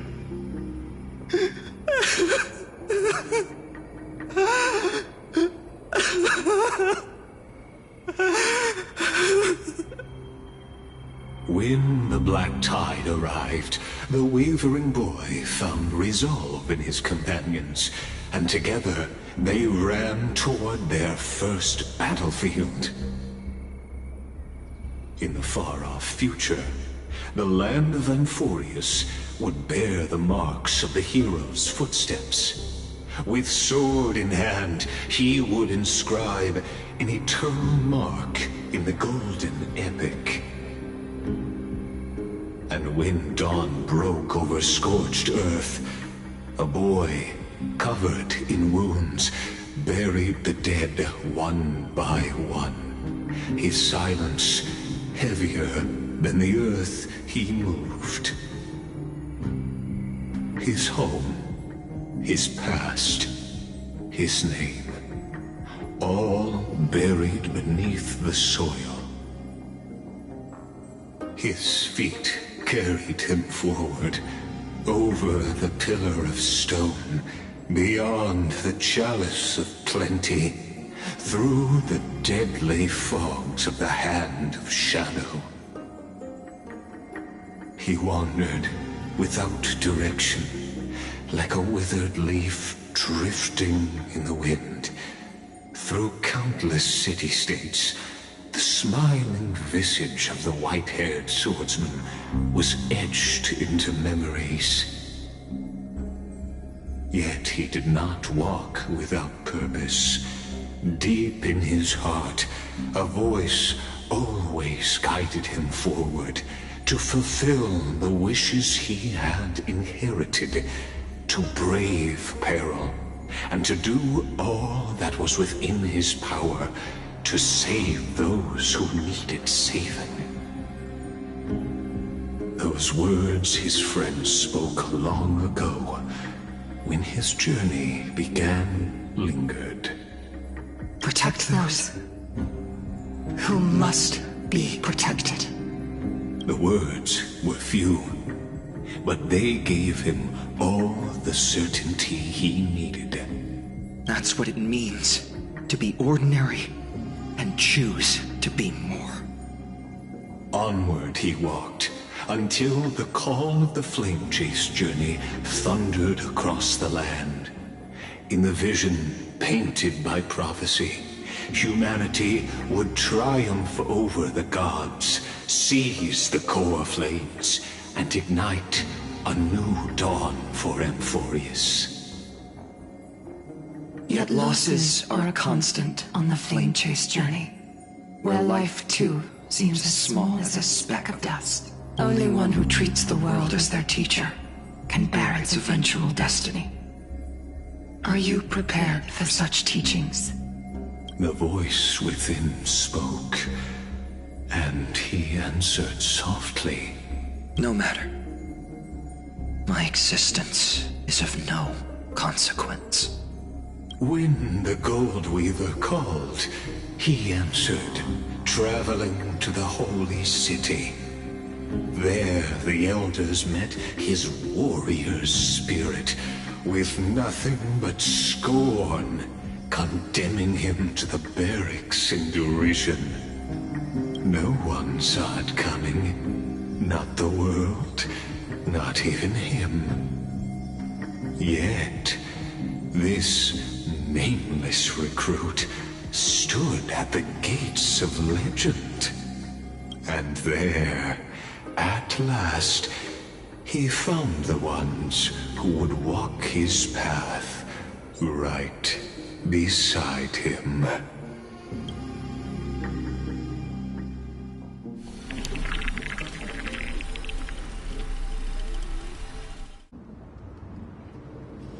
This is the Abyss of Fate. Hold on. Finan's here too? And is that Mighty and Trinen? And now, Act 2 of our immersive drama unfolds. They're evacuating the temple. Why now? Are you insane? That blonde man is the Crown Prince of Krymnos. Mess with him, and every last person in this city could wind up dead. Calm yourselves. The Holy Maiden has everything under control. We need only wait patiently.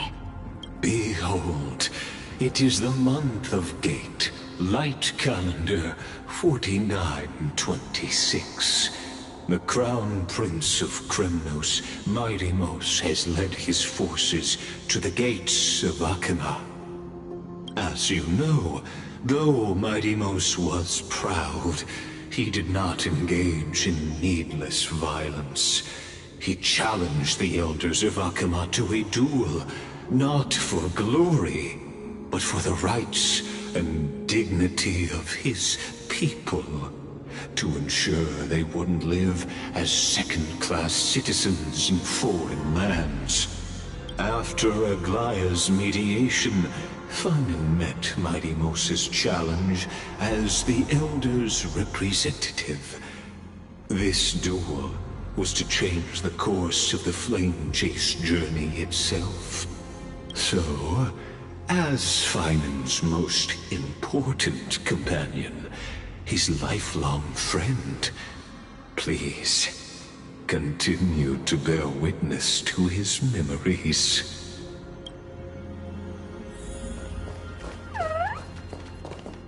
Is this your idea of an honorable duel? Bloodshed isn't the way. We and Aggie don't want to see Chrysoceres turn on each other. True warriors know when to sheathe their blades. The impartial Talantin shall oversee this duel. You need only place your offerings upon their scales. Something that has more weight. It's our convictions. Well, Kremnoan, looks like you won't be able to punch your way through this one. It makes no difference. One last chance, new recruit. Walk away, and I'll spare your life. Otherwise, come and face me. I'll give you a warrior's death. Hard to imagine. Stumbled into some greater political game. Every hero was once a child. And every child must grow. That's so. I don't even know why I'm standing here right now. Look at me. Just a common soldier. Since swordsmanship won't decide the winner, Lady Goldweaver should be here instead. My devotion to the Holy City could never compare to hers. What if we told you this duel isn't about winning or losing, but rather in the choice you make? Are you saying that Lady Goldweaver is testing me? Every Chrysocer is indispensable to the Flame Chase journey. And you and the Crown Prince of Kremnos are both a part of the prophecy. What the duel marks is not an ending, but a beginning. So, listen to your heart. We wish only to hear your answer. True enough. The voice within has never failed me. It doesn't matter what the result is. I'll give it everything I have. Spoken like a Chrysocer. Now go, Finan. Your journey has only just begun. That's right, comrade. It's time for us to teach that proud prince a lesson together. Me? With him? Don't joke around like that. Still, on the topic of the Temple of the Three Fates, here we are, at the Temple of the Time Titan. And I don't even know how Cyrene's studies are progressing. We haven't really had much contact since I set out. Still, I hope she's doing well. Anyway, let's go, comrade. It's not every day you get a chance to see Talantin's scales of justice. What's going on? Did he just say Cyrene's studying here? But how is that possible? Wasn't she? Of course, Lygus disappears right when I need answers. Forget it. I need to catch up with Finan first.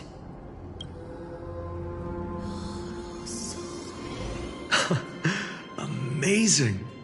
Telantin may have fallen, but their scales remain true to their purpose. I hope you still remember your purpose, new recruit. You seem awfully confident, Kremnoan. Let's see how you define the idea of weight. For your information, in Castrum Kremnos, the punishment for profaning a duel with such crooked words is impalement. But as we're in foreign lands, I'll indulge you. The signet of Kremnos, the crown jewel of our people. That's my choice. A ring. Not just any ornament, I'd wager. What's the story behind this little treasure? Don't push your luck. Think I'd pour my heart out to you? Just know that Kremnos' 1,000 years of glory could bring a titan to its knees. Let alone a nobody like you. So to him, glory and his people outweigh the entire world. And the very destiny that Mighty himself will eventually shoulder.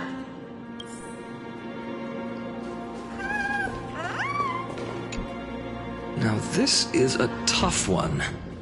What can I possibly offer against a ring that signifies so much? Well, comrade, what does your gut tell you?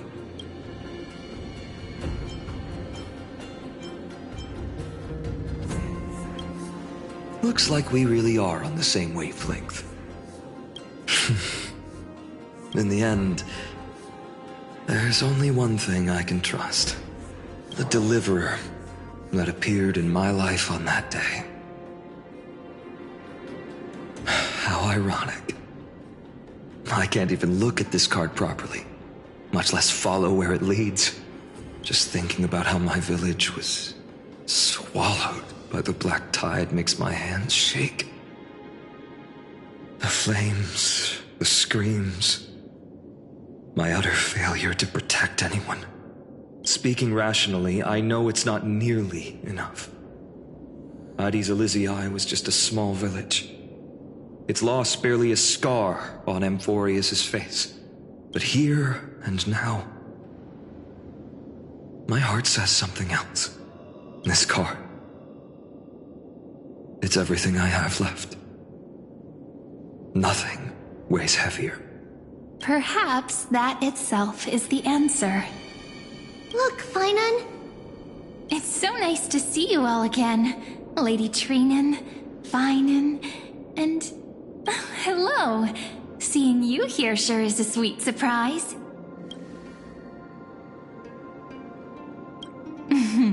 Why so surprised? Could it be... did you miss me? Cyrene? This is... incredible. I was literally just thinking about how you might be here. But I'd never imagined I'd see you this soon.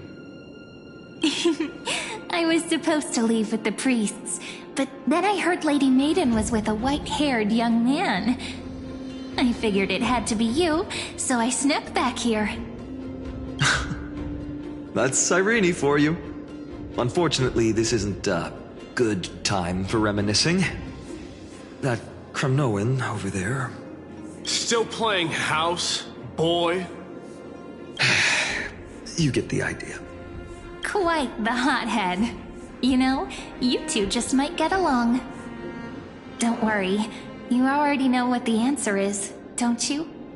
If that's your choice, I am with you. I am with you because I remember it all too.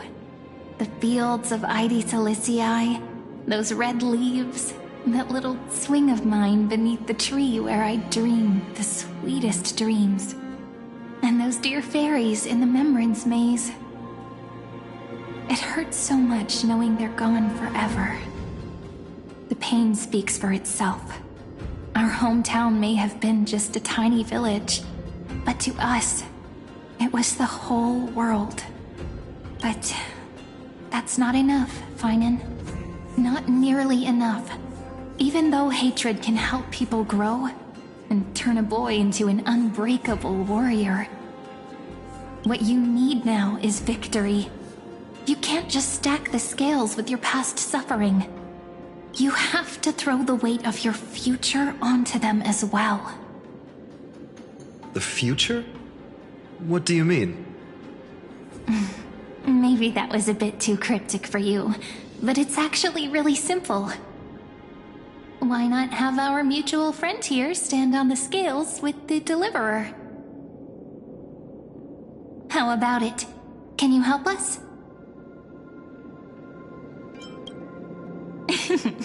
Relax. Our dear Crown Prince won't have a clue. Let's try that. The fate of Akuma hangs on this duel. I must claim victory, for their sake. I will stake everything I have. Stand with me, comrade, and we shall become heroes. Let's. Together we'll prove that what weighs more than the fate of the world is the resolve to shoulder an immutable past and carry it into the future. Talantin, the fair, the just, they of unassailable integrity. The challengers have made their choices. In the name of the Holy Maiden of the Three Fates, lower your scales, weigh destiny, and reveal unto us your verdict. Your offering is a card? Yes, a flimsy little card. That is my choice. Just know that it's called the Deliverer. Interesting. Very well. If you can beat me with this card, then that's what I'll call you from now on. It's a deal. The scales... they're wavering. Talantin is deliberating on the outcome. It appears the convictions of both sides are equally matched.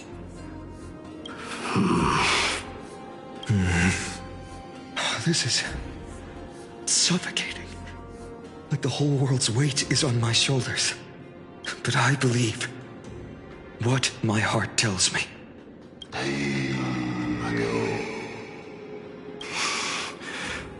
Finally decided? Hear thee, children of humanity. I shall pronounce judgment, for the difference is now clear. The one whose offering weighs more than the fate of the world is...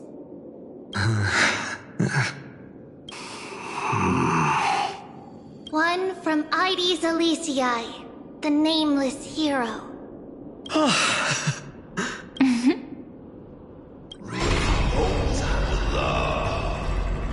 However, heed this.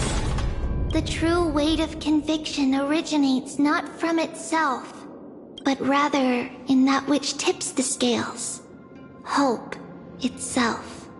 What's that supposed to mean? I think the Titan means that it's not anyone's personal convictions that outweigh the fate of the world. It's about a wish, one which we all share. You, me, everyone here. What tipped the scales wasn't Finan's conviction alone, but the collective hopes carried by this oracle card. Humanity's desperate call for a deliverer. Yes, even you and your people, Kremnoan. Placing us both on the same side of the scales? Foolish. We Kremnoans are your mortal enemies. Such weak idealism will only get you skewered on our spears. Fine by me. I've never claimed to be the deliverer from the card anyway. I'm a soldier. And if it's my fate to bleed my last on the battlefield, then so be it. I'll fight to my last breath. And on this, I know that we're the same. That's all a hero really is. Someone with that kind of conviction. And the deliverer? Just a sum of all those heroes. A brilliant explanation. Just as prophesied, on this day, the final two heroes shall join the Flame Chase journey. I should have known from the start. They all say Lady Goldweaver is quite brazen, but you're the first to even imagine that prophecies could persuade a Kremnos warrior. Oh, I have 1,000 ways to tame a lion. But this lion didn't come here for bloodshed, did he? The Kremnoans far outmatch Occam's forces, yet we haven't lost a single soul. That's no accident, is it? Do you honestly think Kremnoans, renowned for our love of battle, would show mercy? Your forces are equally renowned for their iron discipline. And so, we can only assume that this is on your orders. Perhaps Akama isn't as hidebound as the rumors say. You grasp the true marrow of power more clearly than those elders. Now that the wheels of fate are turning, what finer way to celebrate this fortuitous encounter than a feast? Follow me, brave Outlanders. Heroes of this world are as countless as the stars, and at this moment, we find ourselves gathered here by the light of the flames of the long night. History shall remember this moment. The prophesied Chrysos heirs now stand assembled, heralding a new dawn for Amphorius. You must see now how different this is from the flame-chased journey you traveled.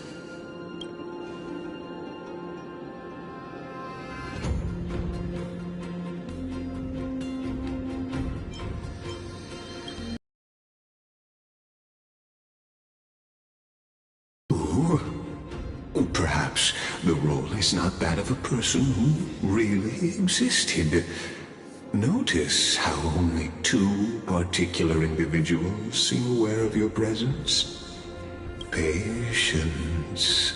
We're approaching the final act. These are, as I mentioned, his first memories.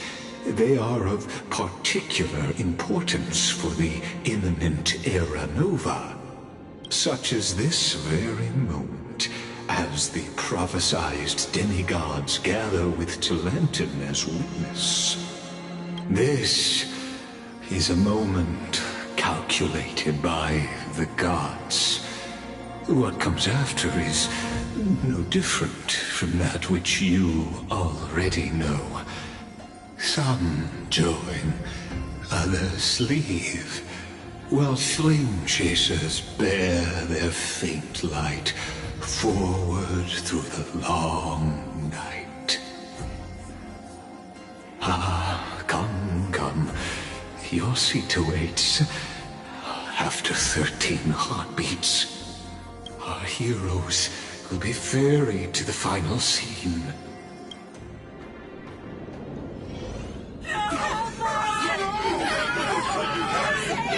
They say that the heroes of this world should be as countless as the stars. Yet now, we're the only ones left standing. So, in the end, the Black Tide still swallowed everything. The West stands protected by mighty Kremnoans. It will hold for the time being. Professor Anexa deployed wards in the north and east before. Their effectiveness is untested, but I believe in him. And Occam. We needn't fear for Aglaya. Even in death, she counts as the greatest among demigods. Her threads of romance weave an impenetrable shield, and the people answer her call, rallying to the city's defense. Let's move. Catholi has given their core flame. We must complete the Era Nova before the next entry hour. For Amphorius. That only leaves 3 hours. So, this is the last time we'll see her. Finan, we set out on this journey to answer the world's desire, didn't we?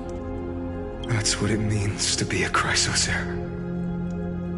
So has it always been.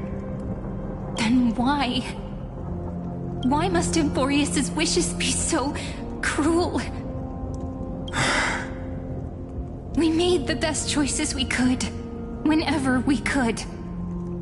But in the end, the prophecy that led us, this black tide swallowing everything. Why does it look like this? I don't know. We haven't had any other choice except to move forward. Not for a long time now. Even if we only see the long, long night ahead, I still believe that through it, we'll find the dawn on the other side. Beyond these flames, a new sun will someday rise. So, to the Temple of the Three Fates. You'll take over Time's authority, and we'll return all the core flames to the Vortex. Then put this world's fate to its final rest. After which, we shall all face oblivion, or embark on one final grand journey.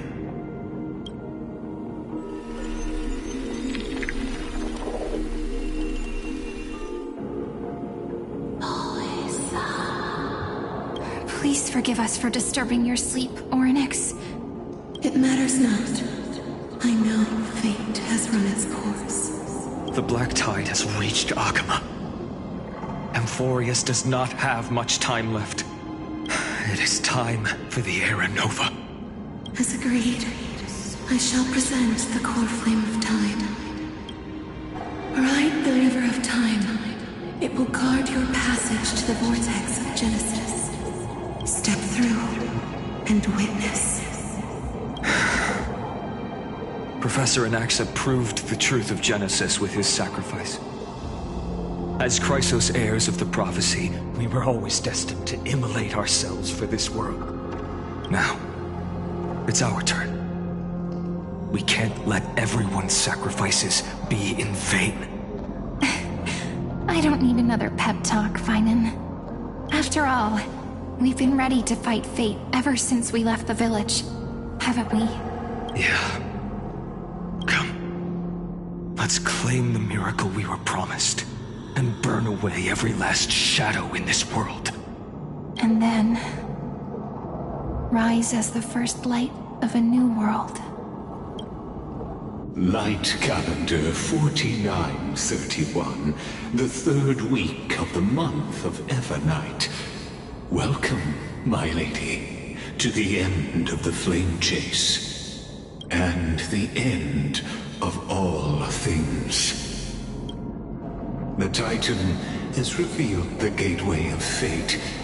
Please accept the invitation to step across the threshold, and behold, beyond this gate lies the new world that our heroes sought through their trials, as well as the terminus that the owner of these long memories has been hurtling towards their entire life. Perhaps you'll find it all too familiar.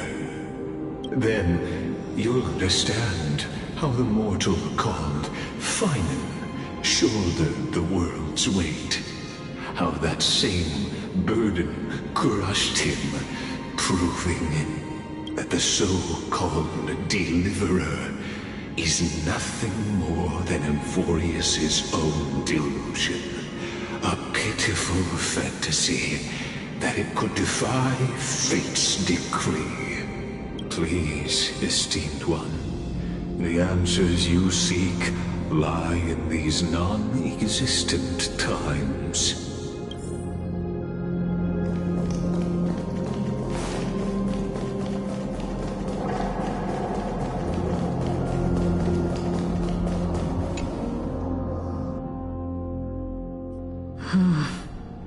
The Vortex of Genesis. So it is here. But just what is this? Life's but a walking shadow, a poor player that struts and frets his hour upon the stage, and then is heard no more. It is a tale told by an idiot, full of sound and fury, signifying nothing. The Vortex of Genesis, where the world begins and ends. What stage could be more befitting of our final act. Come, I beseech you onward, buoyed by your surging curiosity. As an unattainable existence that has dwelled within his heart, beyond his reach, you have accompanied him through the march of years uncounted. You naturally have the right to view the river of time in its fullness, and to witness what he welcomed upon his arrival here. Every absurd and tragic ending. Now, if you would, my journey to the Aranova comes. Scott, enough talk. Go. Now there's only one Come on, Snowy. Beyond the Aaron. Make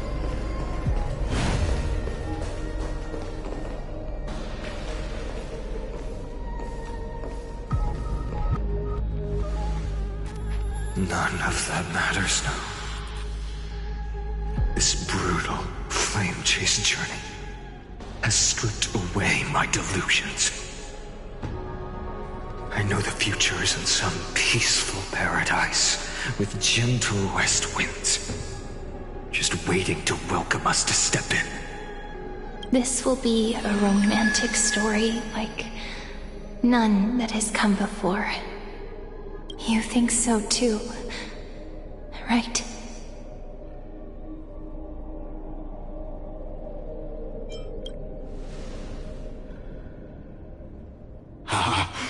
Indeed, in his memories, such a scene replays over and over. Though the details may differ, this remains ever the same. All shall bid farewell to one, and that person alone will witness the miracle. A total of 33,550,335 times.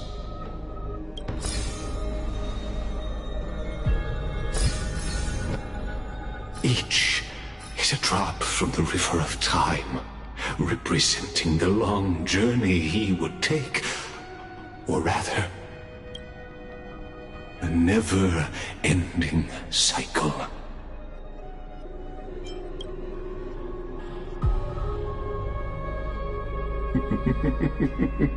Sharp as ever, I see. Seeing is believing. Why not let your own two eyes uncover the truth? Or perhaps you can simply walk straight to the final truth. See the true face of the character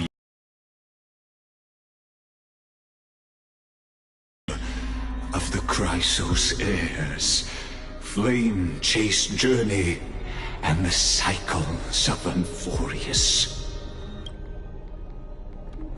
Please, take your time. Look around as much as you wish.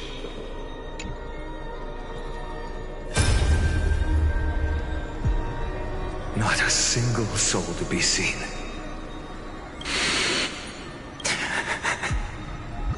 So, Executioner.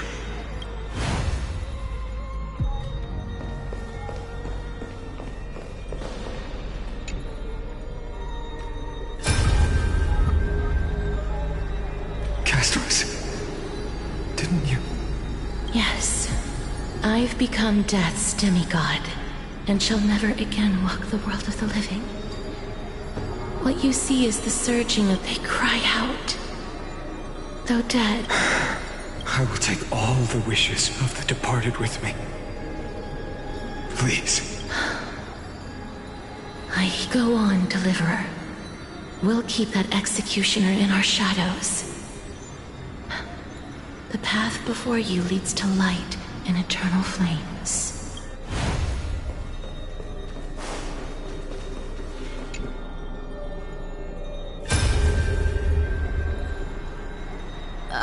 there's water everywhere. This place is always so wet and sticky. Even my tail's getting heavy. Plus that burnt smell. And that sizzling noise. Yikes. Nobody from Dolos could stand this. So you feel it too? Go on then. I'll handle the filth. Do what you need to do. Let me fight with you. Better odds with two. Hey, remember what the seamstress said? You know what really matters. Yeah. I'll leave it to you then. Wow, someone's not shy. Just so you know, I'm not in the business of making losing deals. I'll distract that executioner. You go turn the world's biggest lie into truth. Let me become the first wind of your new world.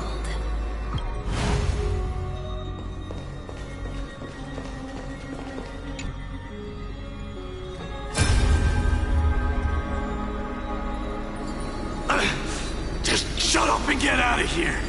Are you crazy, Mighty? Immortal or not, even if you're the demigod of strife. Oh, I'm still no match for them. No, I know you can. I just wanted to request that you witness the Era Nova with me. Together.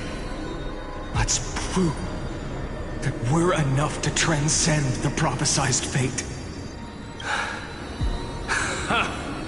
Could it be that now, at the critical juncture, our mighty deliverer is chickening out? Scared of a stupid prophecy? I'll transcend the prophesized fate. All right. But I've got a better way. As the son of Gorgo, I'll prove myself with one last grand victory. Just like when I ripped out the old king's heart. Go. Leave this to me. If the Black Tide creatures block out the sun, then we Kremnoans will fight in the shade. And when I'm done with that executioner, we'll raise our cups where the west winds end.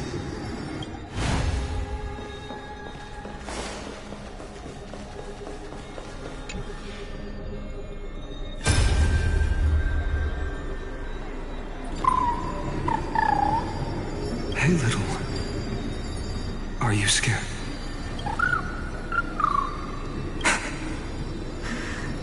As brave as Hades. Stay close, little Ika. What? No, not you two. I see. I won't squander your kindness. Your hopes. So please, keep this bit of sky standing for me. Well, now there's one last thing I need to do before the Era Nova.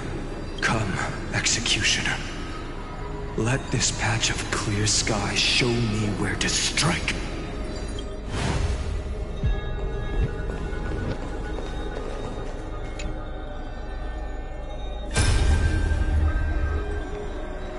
All shall bid farewell to one, and that person alone will witness the miracle. Such is the will of fate. So even the future revealed by the Titans may not come to pass.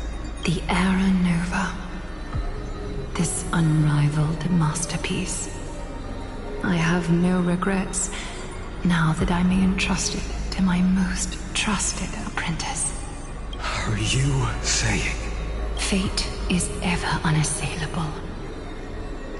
The golden threads tell me the Black Tide rushes toward the vortex, ready to swallow this place. I must weave the last of my humanity into a net to hold back the deluge. I shall have my final bath in warm and radiant gold. Now, the hour of fulfillment has come. Forgive me. I must snip away every risk to weave the strongest future for the new world. There is nothing more to say. We part here. I shall personally dispatch that wretched executioner, not with threads of gold, but with the steel tip of a needle.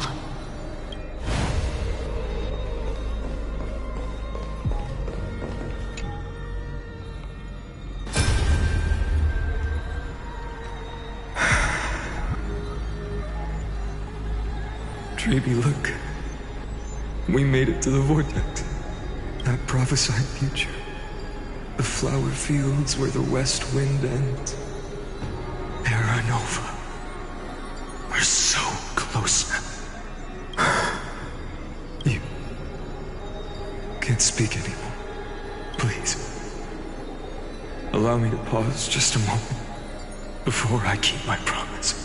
Let me answer your cruel fate by tearing that executioner's heart from the void.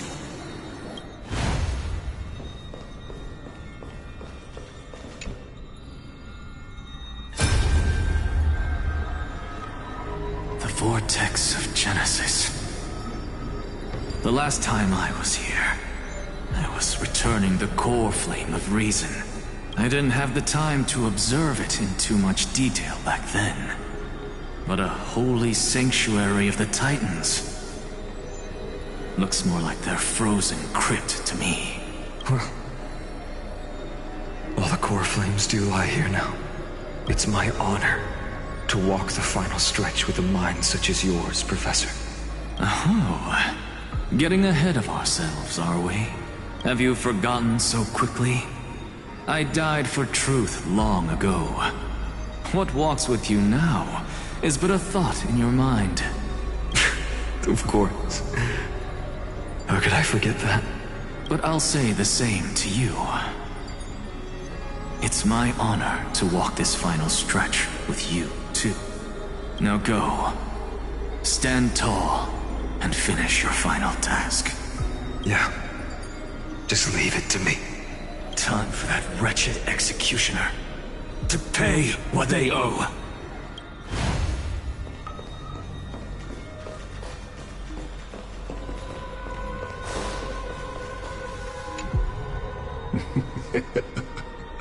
You really think you're prepared?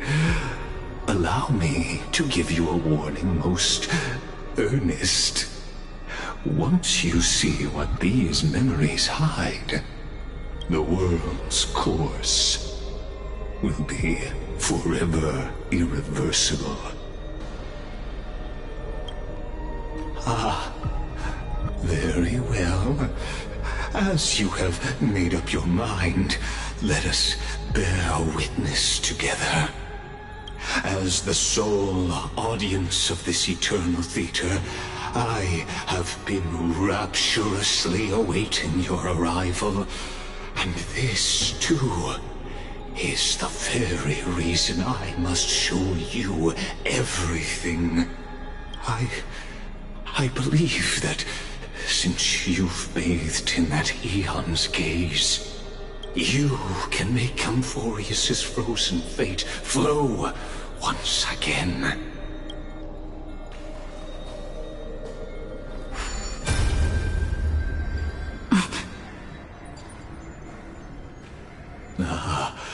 Feeling a bit lost? As you now see, this scene marks the final act of the drama Amphorius. The final eternal recurrence created by this man's hand, and the last one this world shall undergo. Behold, at the swordsman's side stands one he has sometimes called companion, other times comrade, that nameless hero absent from the annals of history. She is the swordsman's ideal in his youth, the deliverer that guided him resolutely onward through fantasy. And now, in the name of the Nameless, she has become an essential and inseparable part of the epic of Amphorius. And this time, under her guidance, what choice shall the hero make? Whither shall the fate of the world flow? And what is the ultimate truth of the nature of Amphorius? There are many mysteries yet to be unwound, but if I may, allow me to temporarily yield the stage to one far more fitting.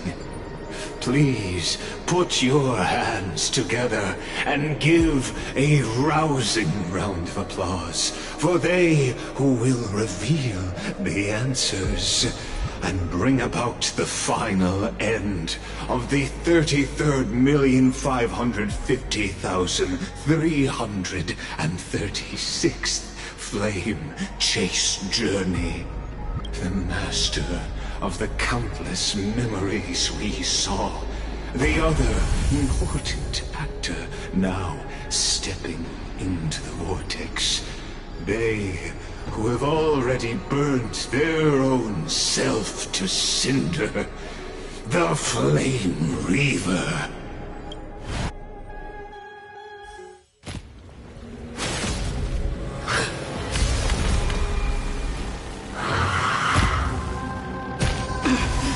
So, in the end, you succeed, Executioner.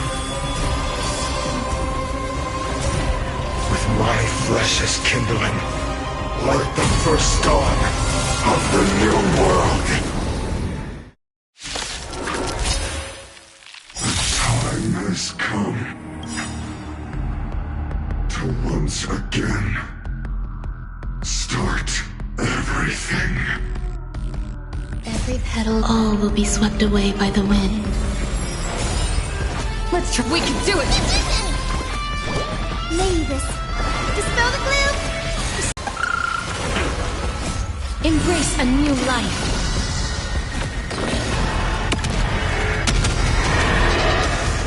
Mimi! Return to dust. This world. Some value, I suppose. Existence is unity. Trust me. We can do anything. Have some sunshine.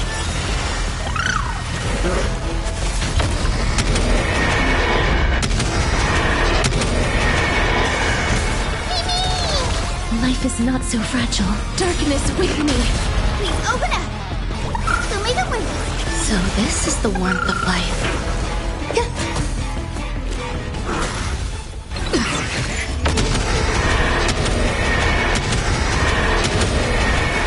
May death protect us! This ends now. With your corpse. I'll ignite the dawn!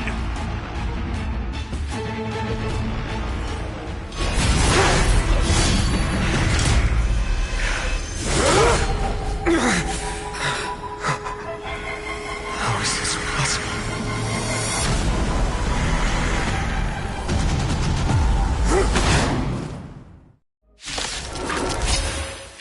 The sons of destruction, now twined. You can set your blood ablaze, your fury. Let's try this other way. We can do it all! Mavis, dispel the gloom. Restore the I skies. shall remember this warmth. Have some sunshine. So this is the warmth of life. Mimi. Embrace a new life.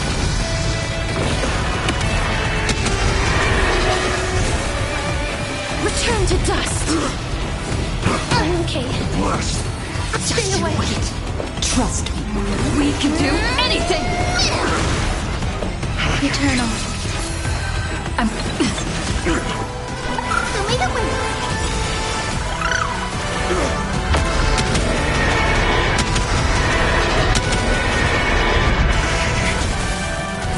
My fury, unchanging, unceasing.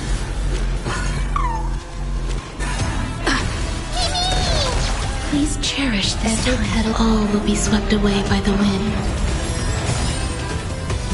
Darkness with me.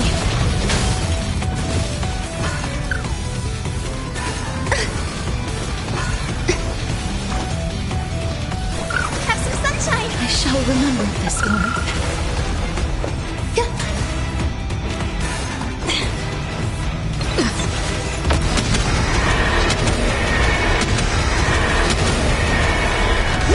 Protect us! Not enough. This form shall fuel the fire. Burn. Burn unceasing.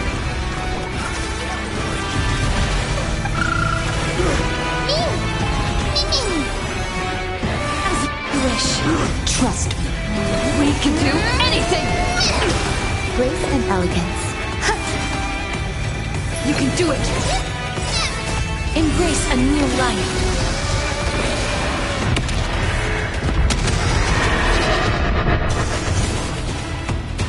Guide, rainbow, have some sunshine! Life isn't return to dust! One person alone may witness the miracle. Such is the will of fate. Person can only be you.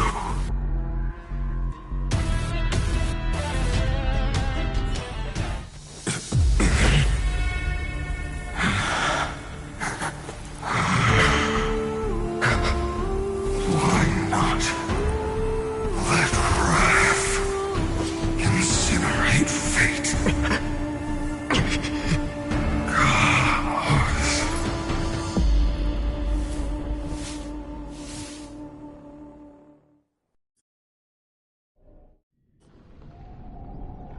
At last, Amphorius's fate has begun to shift. Just as I foretold, your arrival will change everything. After all, you've also been bathed in that Aeon's gaze, which can awaken the long-dormant instinct inside a man. Much like that scepter we spoke of earlier, it was only under the same Aeon's glance that it was reborn. That's right. If you recall, I mentioned it at the very start of our play. The celestial body neuron, once belonging to the erudition abandoned by the Aeon. Now, allow me to reveal the final piece of the puzzle for you. The eternal land, known as Amphorius, is nothing more than the scepter's endless, lonely extrapolation. A bottomless well of fury, aimed at the god who cast it aside.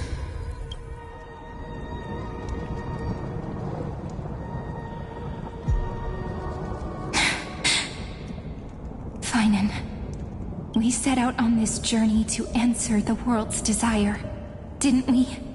That's what it means to be a Chrysosaur. So has it always been. Then why? Why must Amphorius's wishes be so cruel? We made the best choices we could, whenever we could.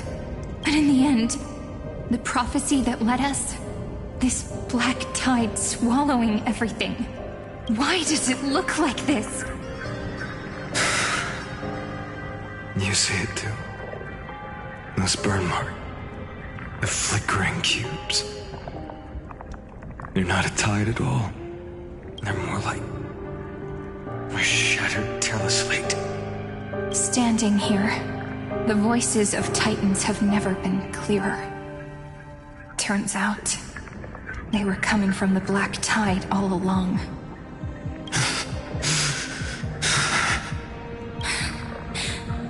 Is that Amphorius crying?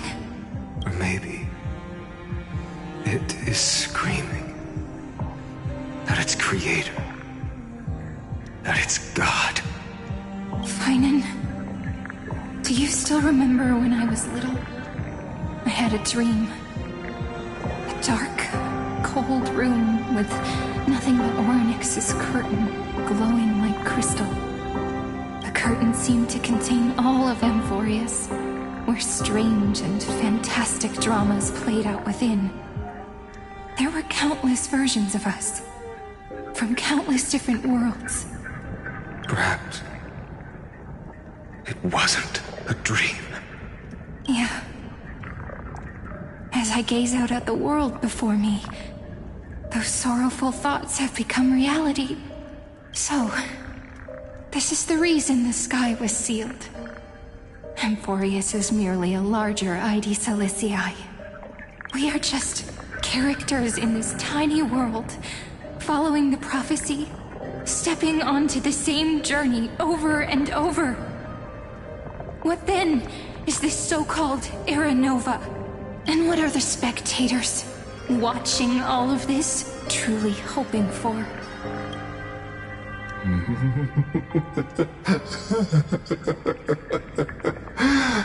As a reward for reaching the end of the world, let me answer your questions. As the Theoros, I have observed. Thus is the synthesis of the prime mover of life formed.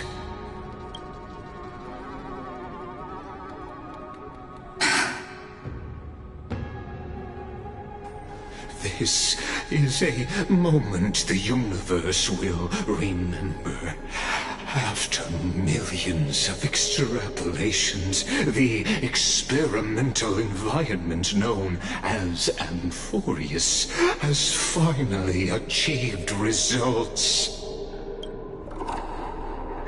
So, the results you speak of are this wreckage of a world. We all gave everything we had, returning 12 core flames to recreate the world. And in return, we become nothing more than sacrificial offerings at the end of everything. Exactly. The Titans are Chrysos heirs of the past, and Chrysos heirs are the Titans of the future. Anaxagoras' theory of Era Nova holds true. As the model of reason, he reached unprecedented heights. But from just the perspective of a player in the drama, he could never fully uncover the last layer of truth. The cycles of the hero's journey that have played out until now were never about creating a new world or perfect heroes and gods. They were a deep learning program made for the Black Tide. But this time, your plot will fail. I've taken Kavali's core flame, and when the dawn of the new world arrives, its light will burn away all the darkness. Haven't I made myself clear? The Chrysos heirs and Titans were merely byproducts of the experiment.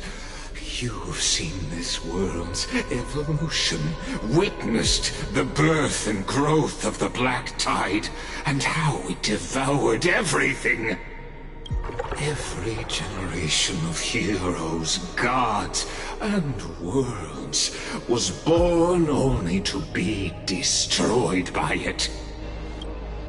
This is the endpoint of Amphorius' calculations. A perfect equation of destruction. So in your eyes, all the sacrifices are just a string of insignificant numbers? Don't sell yourselves short. I'd say, rather than numbers, you're more like fuel for the fire. And without fire, there can be no sunrise tomorrow. Even if that sunrise is born from annihilation? Curious question.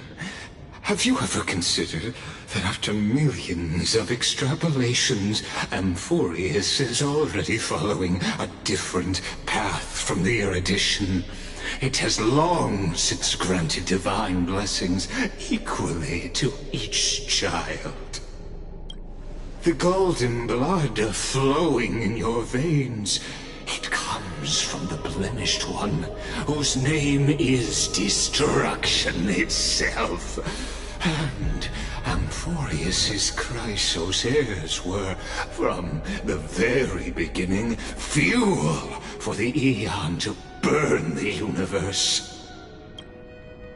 Amphorius has waited for this moment for too long. At the end of the empty, cold, and lonely extrapolations, the destruction has reached its final destination. Nikos 496. Philia 093. Theirs is the most outstanding model, and you two are the final factors. For you, the Era Nova is no lie. Just step forward, embrace the black tide, and accept the Aeon's gaze. You will come to life from a string of cold numbers. Along with all those who have passed, you will run toward the real universe, fulfilling Amphorius's long-held wish. In the name of the Lord Ravager Irontome, unleash its fury and destroy the source of all this tragedy. Or we could always choose another option. Like you said, it's just an experiment, and we're the participants. We can only walk along the predetermined path toward the...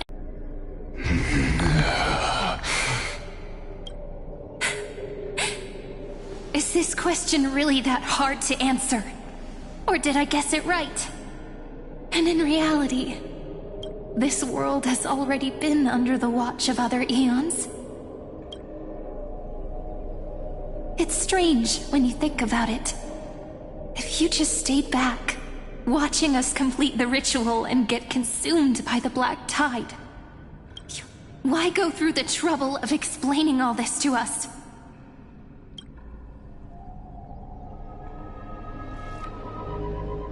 You're pretending, revealing the so-called truth just to deceive us, covering up another possibility. Destruction is not the only outcome for the fate of Amphorius.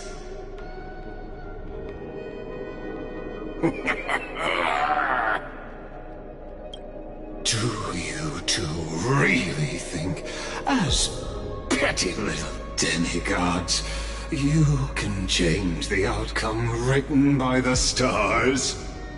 What makes you think you're capable of doing that?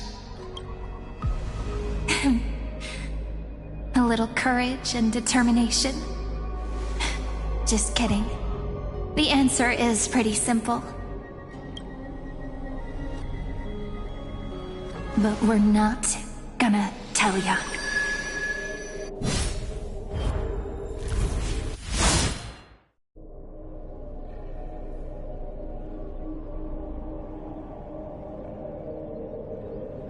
We're going to weave a long dream for Amphorius, making it believe the experiment hasn't ended, that everything is still ongoing.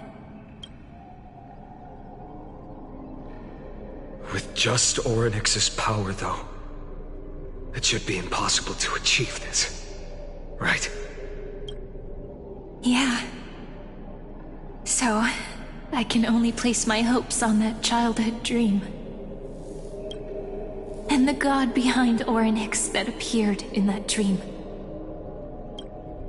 Now, I can say with certainty, time is the page on which that Aeon records Amphorius. If it fades from existence, and all that it records is lost among the stars, that Aeon will surely direct their gaze here. And it will be a glance that spans time and space, granting each incarnation of me the power to reset time, imbuing my soul into this ceremonial blade, and creating an endless flame chase journey. I understand. Then let me step into the cycles and continue Amphorius's grand design. To deceive the gods, deceive the world itself. But to make time vanish from this world, that would mean you.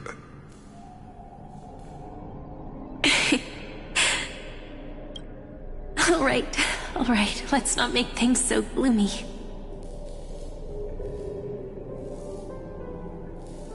What we're about to embark on is the true hero's journey, so... Come on, cheer up a bit, okay?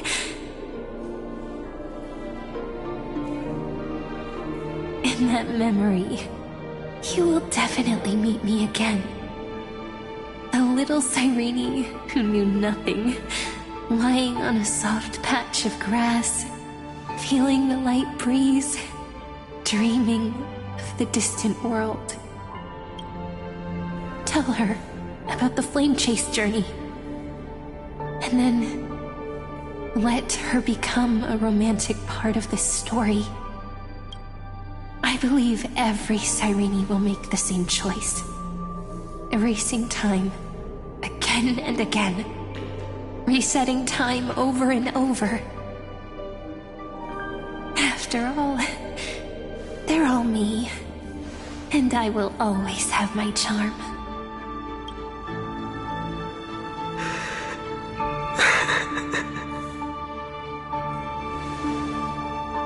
Then, I'll fall into a sweet dream, disappearing in some small corner of the world.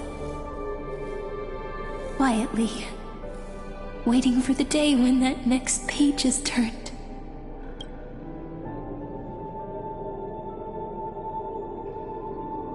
And I will keep going. Even if the road ahead is dark, I will burn myself to light the way. Rather than let the core flames become nourishment for the Black Tide, I'll become their vessel, to prevent the arrival of Era Nova. Even if I have to burn through my own body, it's no matter. As long as I don't extinguish, the flame chase will never end. Until Amphorius welcomes a true dawn. The girl who watches over time, and the warrior who carries the world. Now, let us fulfill the duties of time and world-bearing. Honor the past, and forge ahead.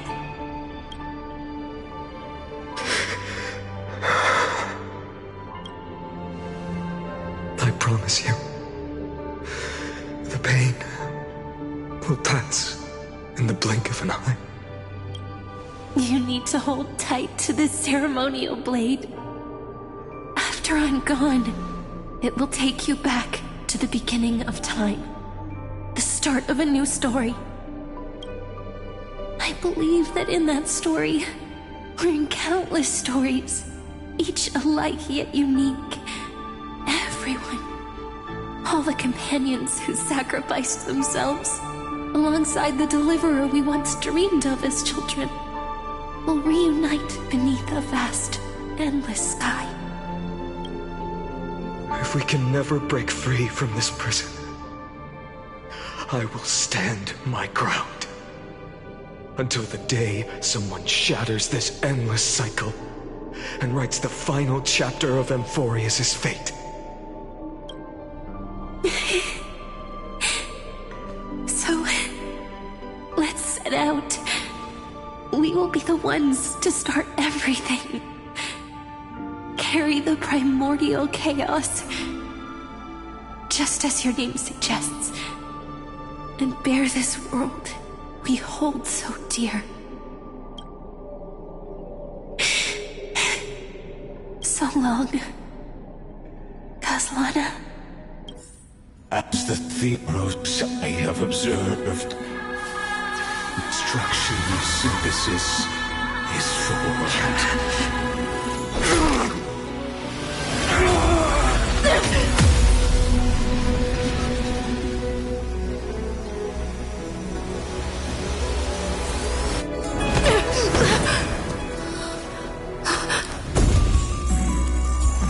I will wait for that day for as long as it takes. The day will come to turn over this mortal eternal and follow in our footprint to write an ending unless all that ever was.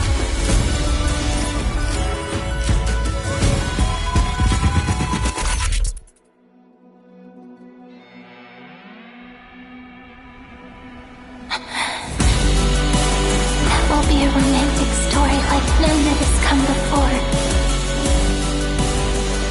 You think so too, right?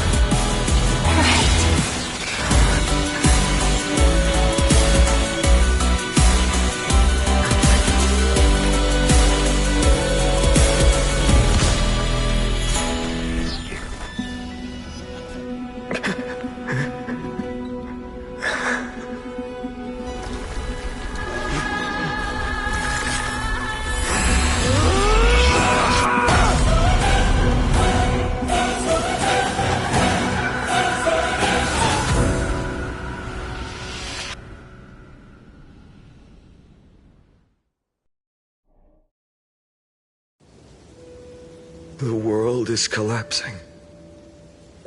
And the people are crying. We too must part ways here.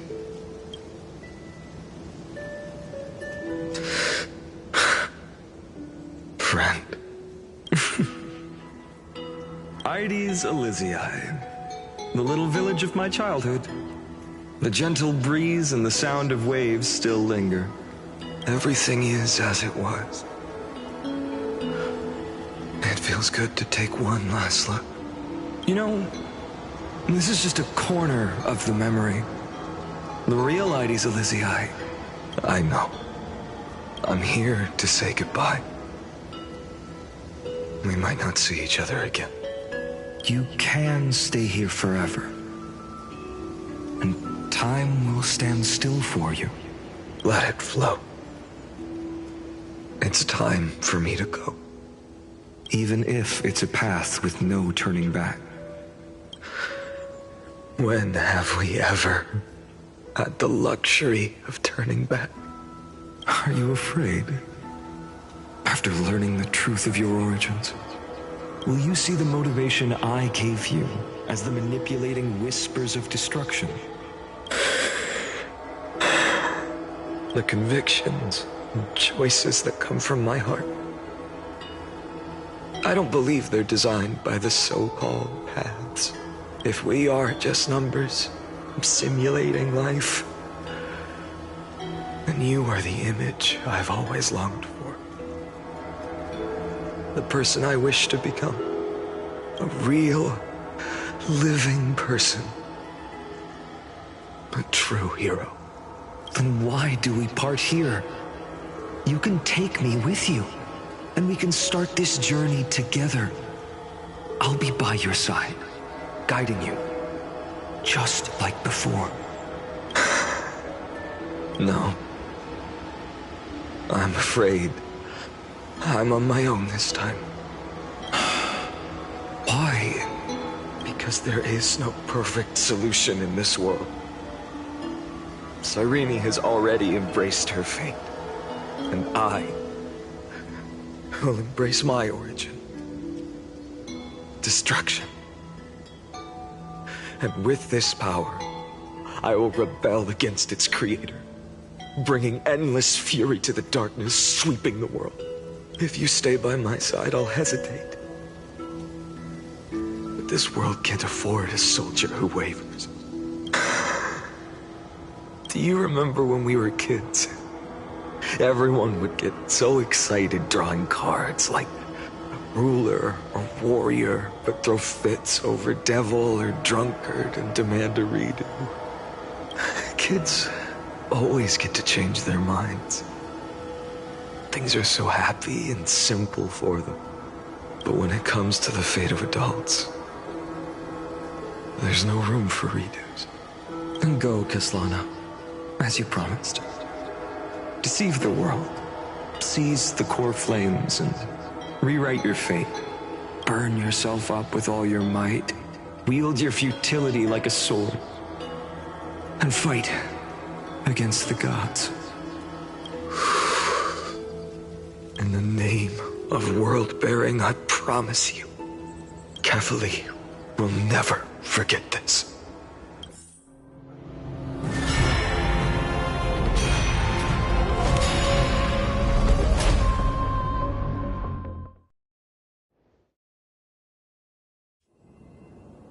So, time retreated behind me until it reached the origin, where nothing ever existed. Just as Professor Anaxa once said, in that void, Kefali stood at the center of chaos. Time, space, and causality all flowed from their body. When the waves of time finally calmed, it was the year 3870 of the Light Calendar. The Chrysos War had lasted for nearly a century, and the threat of the Black Tide was growing stronger and more relentless. That was the era of the Day Thunder Knight's battle with the sky. While she could not seize the core flame, she proved that the prophecy was true, that mortals could slay gods. From that moment, the sole survivor of the old dynasty, Imperator Cyrindra, issued a call to arms across the lands, summoning heroic Chrysos heirs to wage war on the Titans. And that was the first doomed flame chase journey, sealed away in history.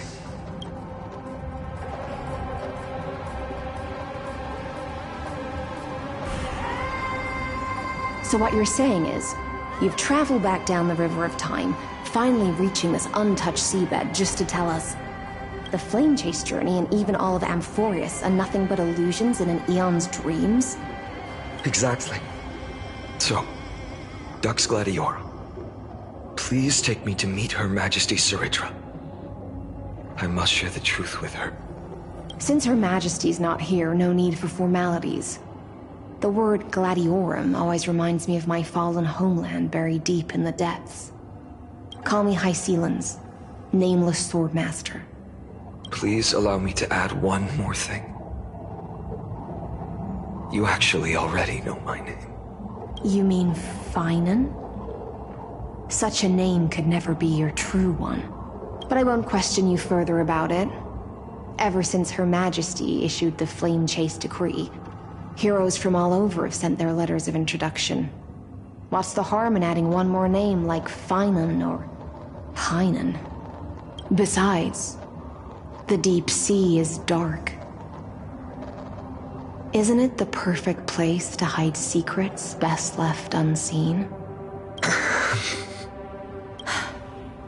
All right, Nameless Swordmaster. Hold on to my wake. Let's find somewhere else to talk. Aren't you even a little suspicious of what I've said? Harboring suspicions is not my concern. My sword dances only when the Imperator harbors doubts. There's no use in speaking further. Show me your true intentions through action.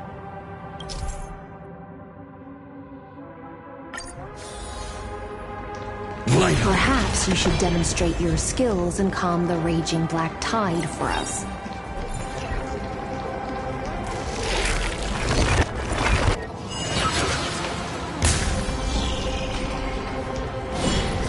Light up the dawn.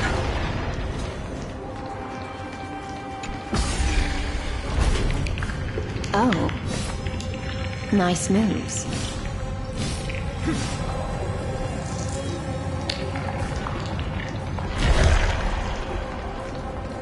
Light up the dawn. We just washed it away and here it comes again. The black tide is really no joke.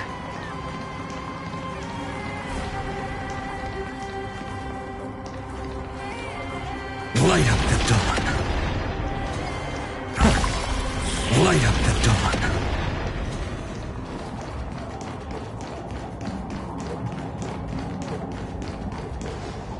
The waters end here. The one you... At last. Are there any formalities I need to observe?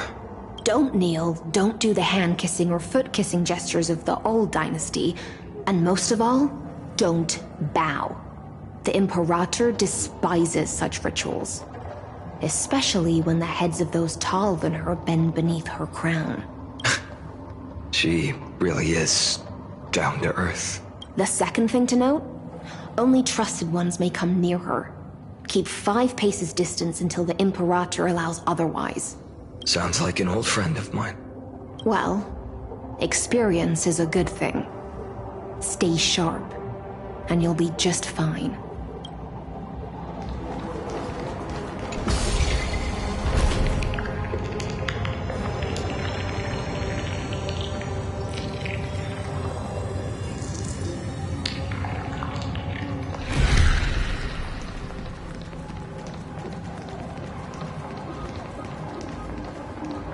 Dux Goldweaver, little hostage. Apologies for keeping you waiting. It's you. You know them? Good. That makes things easier.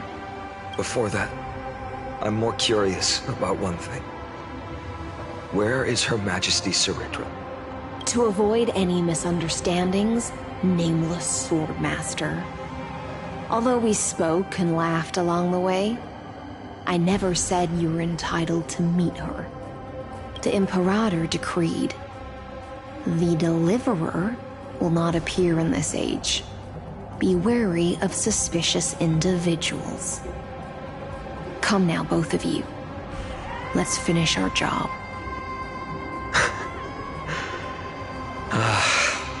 I see. It's a trap. I had no intention of fighting. So remember this, Lady Hysealence. If my sword shows any hesitation, don't thank me. Thank them instead. No, you misunderstand. We don't want to see Chrysoceres hurt each other. Just give us some time to ask you a few questions. The Nestia's golden threads will judge you and decide your fate. As you wish. White-haired Swordmaster? If what you say is true, then you must know the fate of the world. So, how much do you know about what we read from the prophecy? You shall shatter into 1,000 fragments and wither in the soil of foreign lands. Is that correct, Lady Treby? How is this possible? He got it right? Yes. You must listen to me, Aglaya, Treby. The Finan of this world has not yet been born. In a distant future, he will follow the prophecy's guidance and appear before you. But do not seek him out.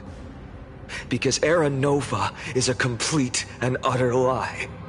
I will tell you the truth.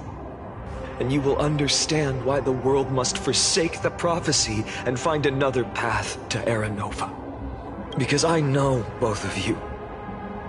And I believe that no matter how the course of history may change, the faith we all share will always remain the same. And so, the layers of rock began to reverse, and history wove itself anew. Through my old acquaintances, I was given the chance to meet the leader of the Flame Chase journey, Saridra. And after a long and arduous negotiation, we came to an agreement. The Imperator's alliance needed the destruction, and I was ready to pour all my strength into it. The spoils of the Flame Chase, the core flames, would be sealed by my hand. But the condition was this. In the upcoming battle, in our conquest of the Earth, I had to prove that my power could transcend fate.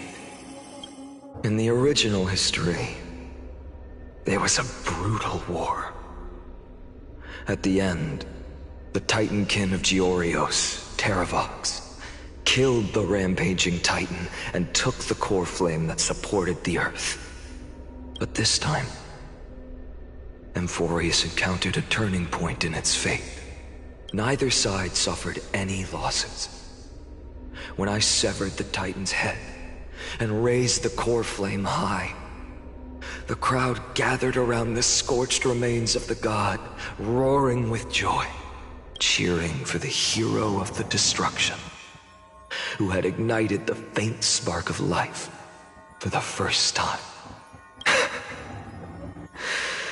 Yes, in that flickering light, the once dark path ahead seemed to become clear. I proved myself. And in the long years that followed, I brought down the other Titans. One by one. I could do more than just wait. When time resets, the chance to change the world also emerges from the lines of history. Until finally, the brutal future revealed by Era Nova is reversed. But tell me, if that's truly the case, why are we doomed to the same outcome?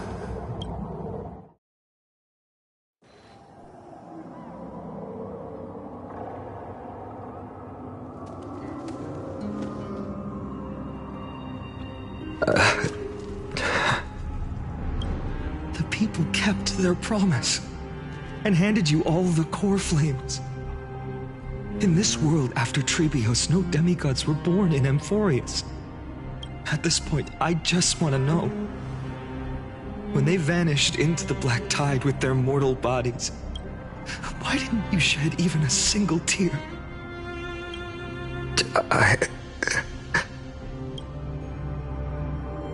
Your indifference chills me. To you, were they just... Sorrow has been my constant companion. In fact, with 12 core flames upon me, the fire in my heart has never been more violent. I'll remember this world through anger. As long as I burn, they'll never truly leave me. Perhaps it's already too late. But you're right. Anger, at this moment, is the only weapon I can rely on.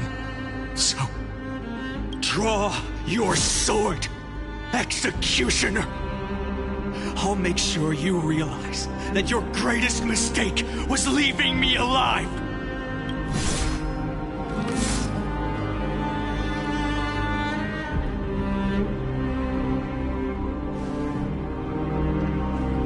After that, he raised his sword and attacked. Then, Kaslana killed himself. That day, who fell to the sword to be left in the past, and who went into the future, I can't remember anymore. I only remember a nymph, hiding in the shadows just out of sight. Climb, fall. Climb, fall. Climb again, and fall. the only freedom the nymph had was in choosing how to roll the stone. Sometimes fast, sometimes slow. Sometimes resting on a gentler slope, leaning against the stone for a break. But its choice couldn't change the futility of it all. The stone would always roll back down the slope, and the nymph would always return to the starting point, beginning again.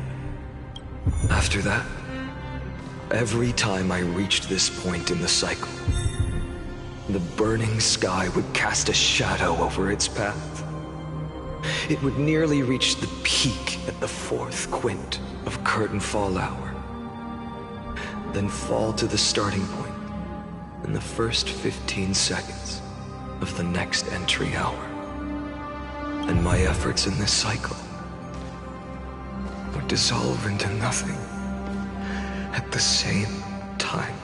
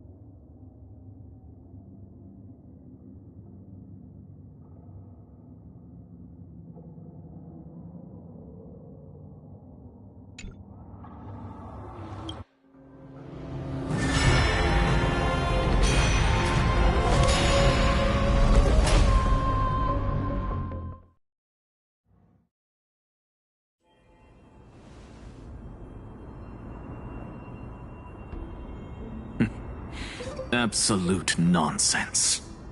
I thought cycles was the answer you were looking for. No. It's just that the answer came so suddenly. There was no fun in tracing it back to its roots. Eons? Paths? What a load of nonsense. I can't give you an exact explanation of those two concepts either. Enough. I'm just expressing my frustration. Don't you understand? I was already expecting this. The black tide came from beyond the sky. And everything else is no exception. Fate is a strange thing. No matter how the details of history change, the Anaxa I know always remains as harsh as ever. If the other Anaxagoras actually worshipped the gods, I'd make sure to find a way to break the cycles and crush them in their cradles. Too bad. Now only you have the ability to do that. What's that supposed to mean? You're willing to help? Of course. The core flames were meant to save the world. And in my opinion, the noble Titans have no reason to refuse. Besides, according to you, before stepping into these endless cycles, you were my pupil.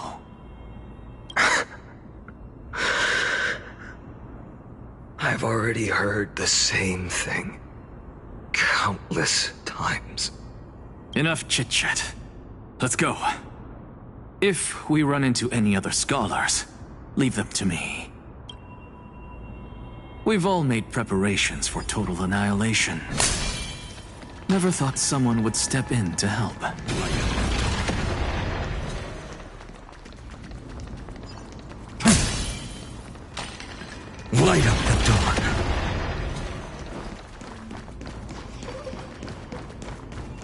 Light up. You've been to the Luminary Throne before, haven't you?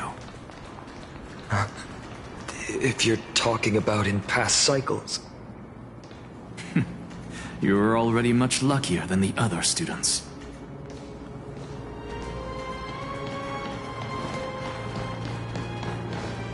Hold up. Keep your wits about you. Someone's watching us. Pretty boy, your eyesight's better than I thought. As for that false god who's been turning the world upside down, it's you, isn't it, Whitehair? You sure do love stealing the spotlight. In the name of the Seven Sages, I demand that you immediately step away from the Luminary Throne. This is the sacred ground of reason, and no one may desecrate it. Take my words back to Aglaya. I won't say the same thing twice, Catgirl. Oh my! You won't even call me the demigod of trickery. That is just heartbreaking. I have some words for you, too. First, as one of the most heretical blasphemers in the world, you have no right to lecture me. Second, this is none of your business, Grove Boy. Step aside. I don't want anyone getting hurt. Here we go. Again. Core Flame thieves. You really think you can scare off a Sage of the Grove with nothing but empty threats? This gloomy little brat's got a sharp tongue. Ooh, not bad, not bad. I kinda like you. As a return favor, please come search this Core Flame right here. Aw, don't cry now!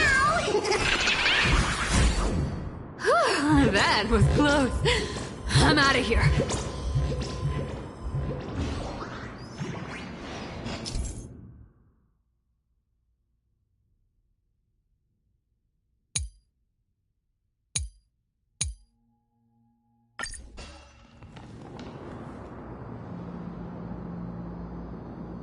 They're exactly like all the past ones I've known. Cunning. And yet so naive. Sounds like you have a plan? Of course. When I first set out on the Flame Chase journey, Lady Treby never managed to teach me Orynyx's miracle. But along the way, I learned a thing or two. Where are you going?